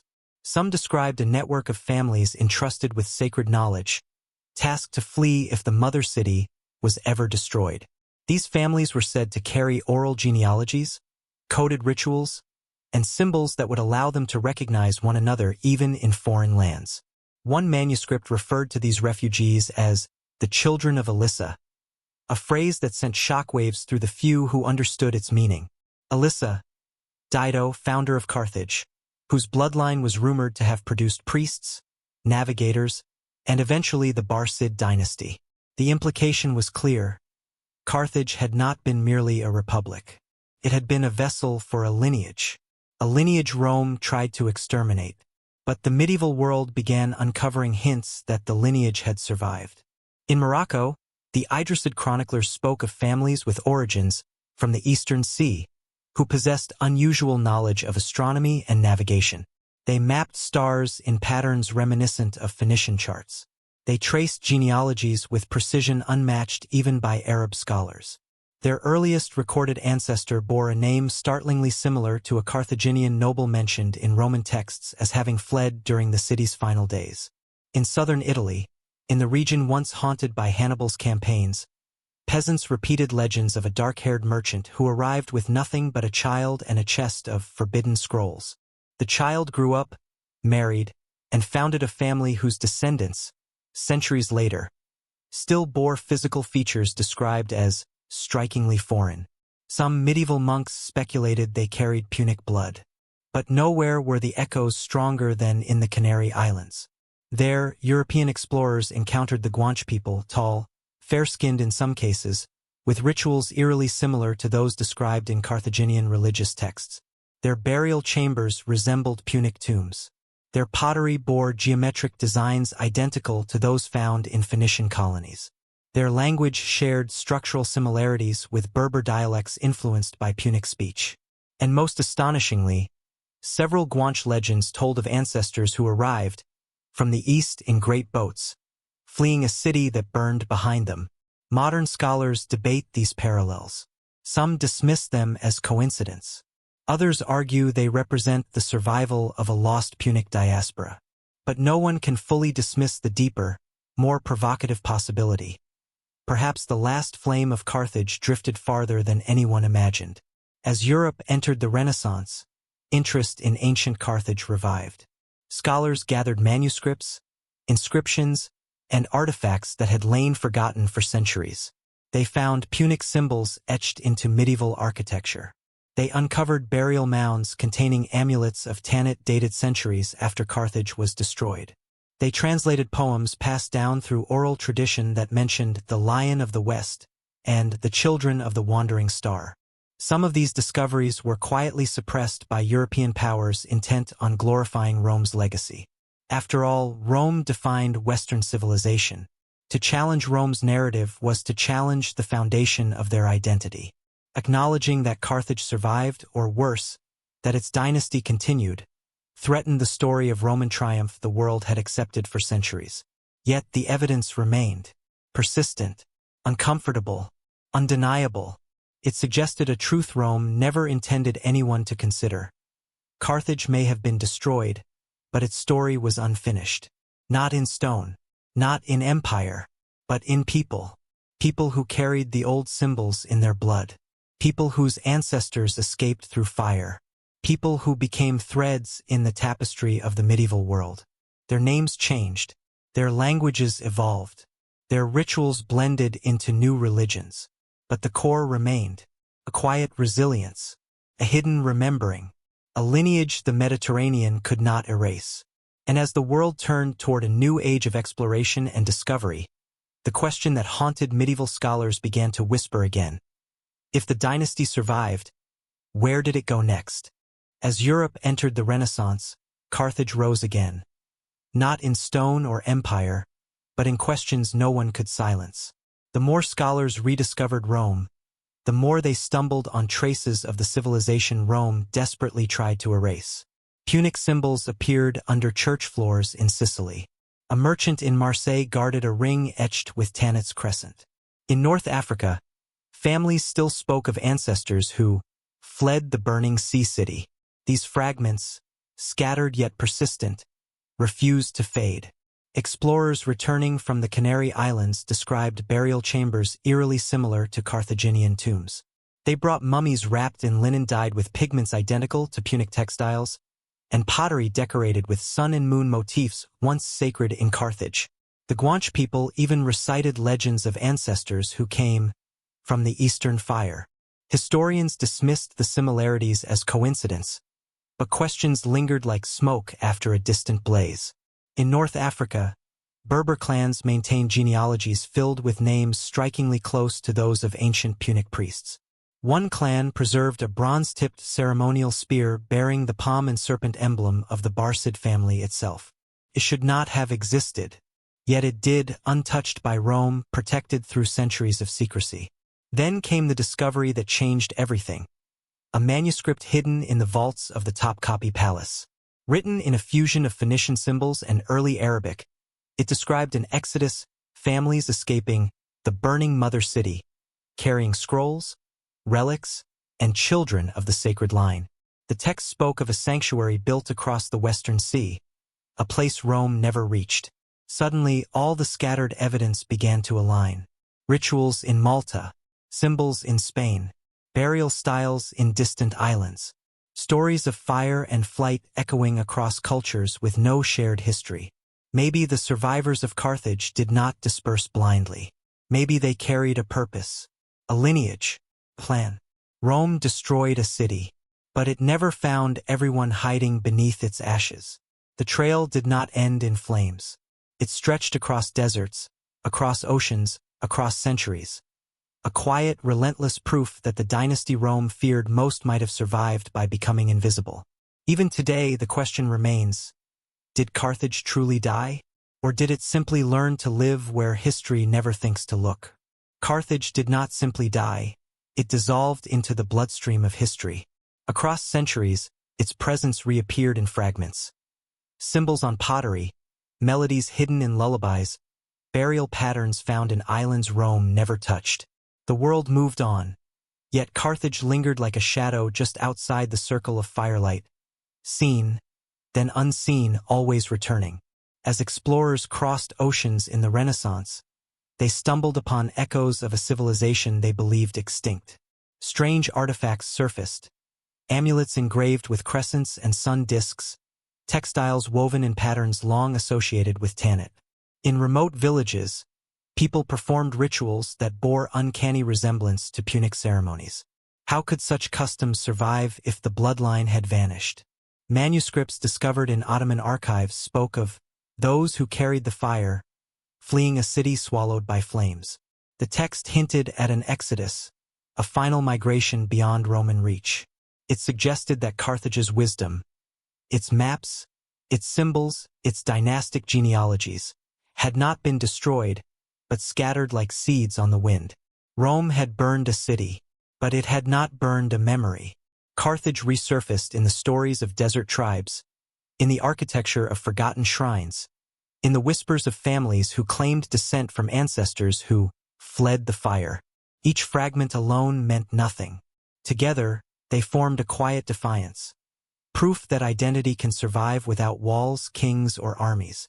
The further scholars searched, the more they realized a truth Rome never intended the world to know. Carthage had not vanished. It had adapted, becoming myth, memory, and inheritance. A civilization hidden in plain sight. Some civilizations fall with a roar.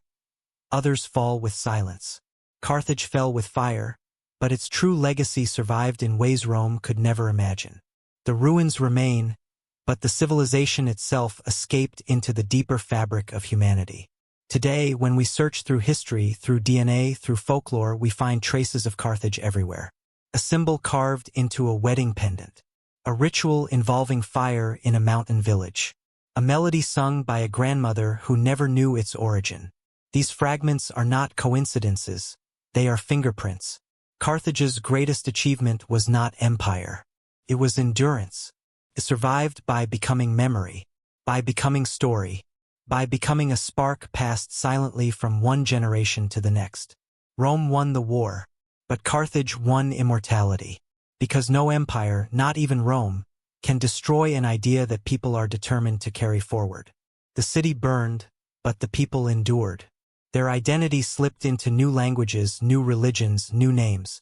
Yet something unmistakable remained.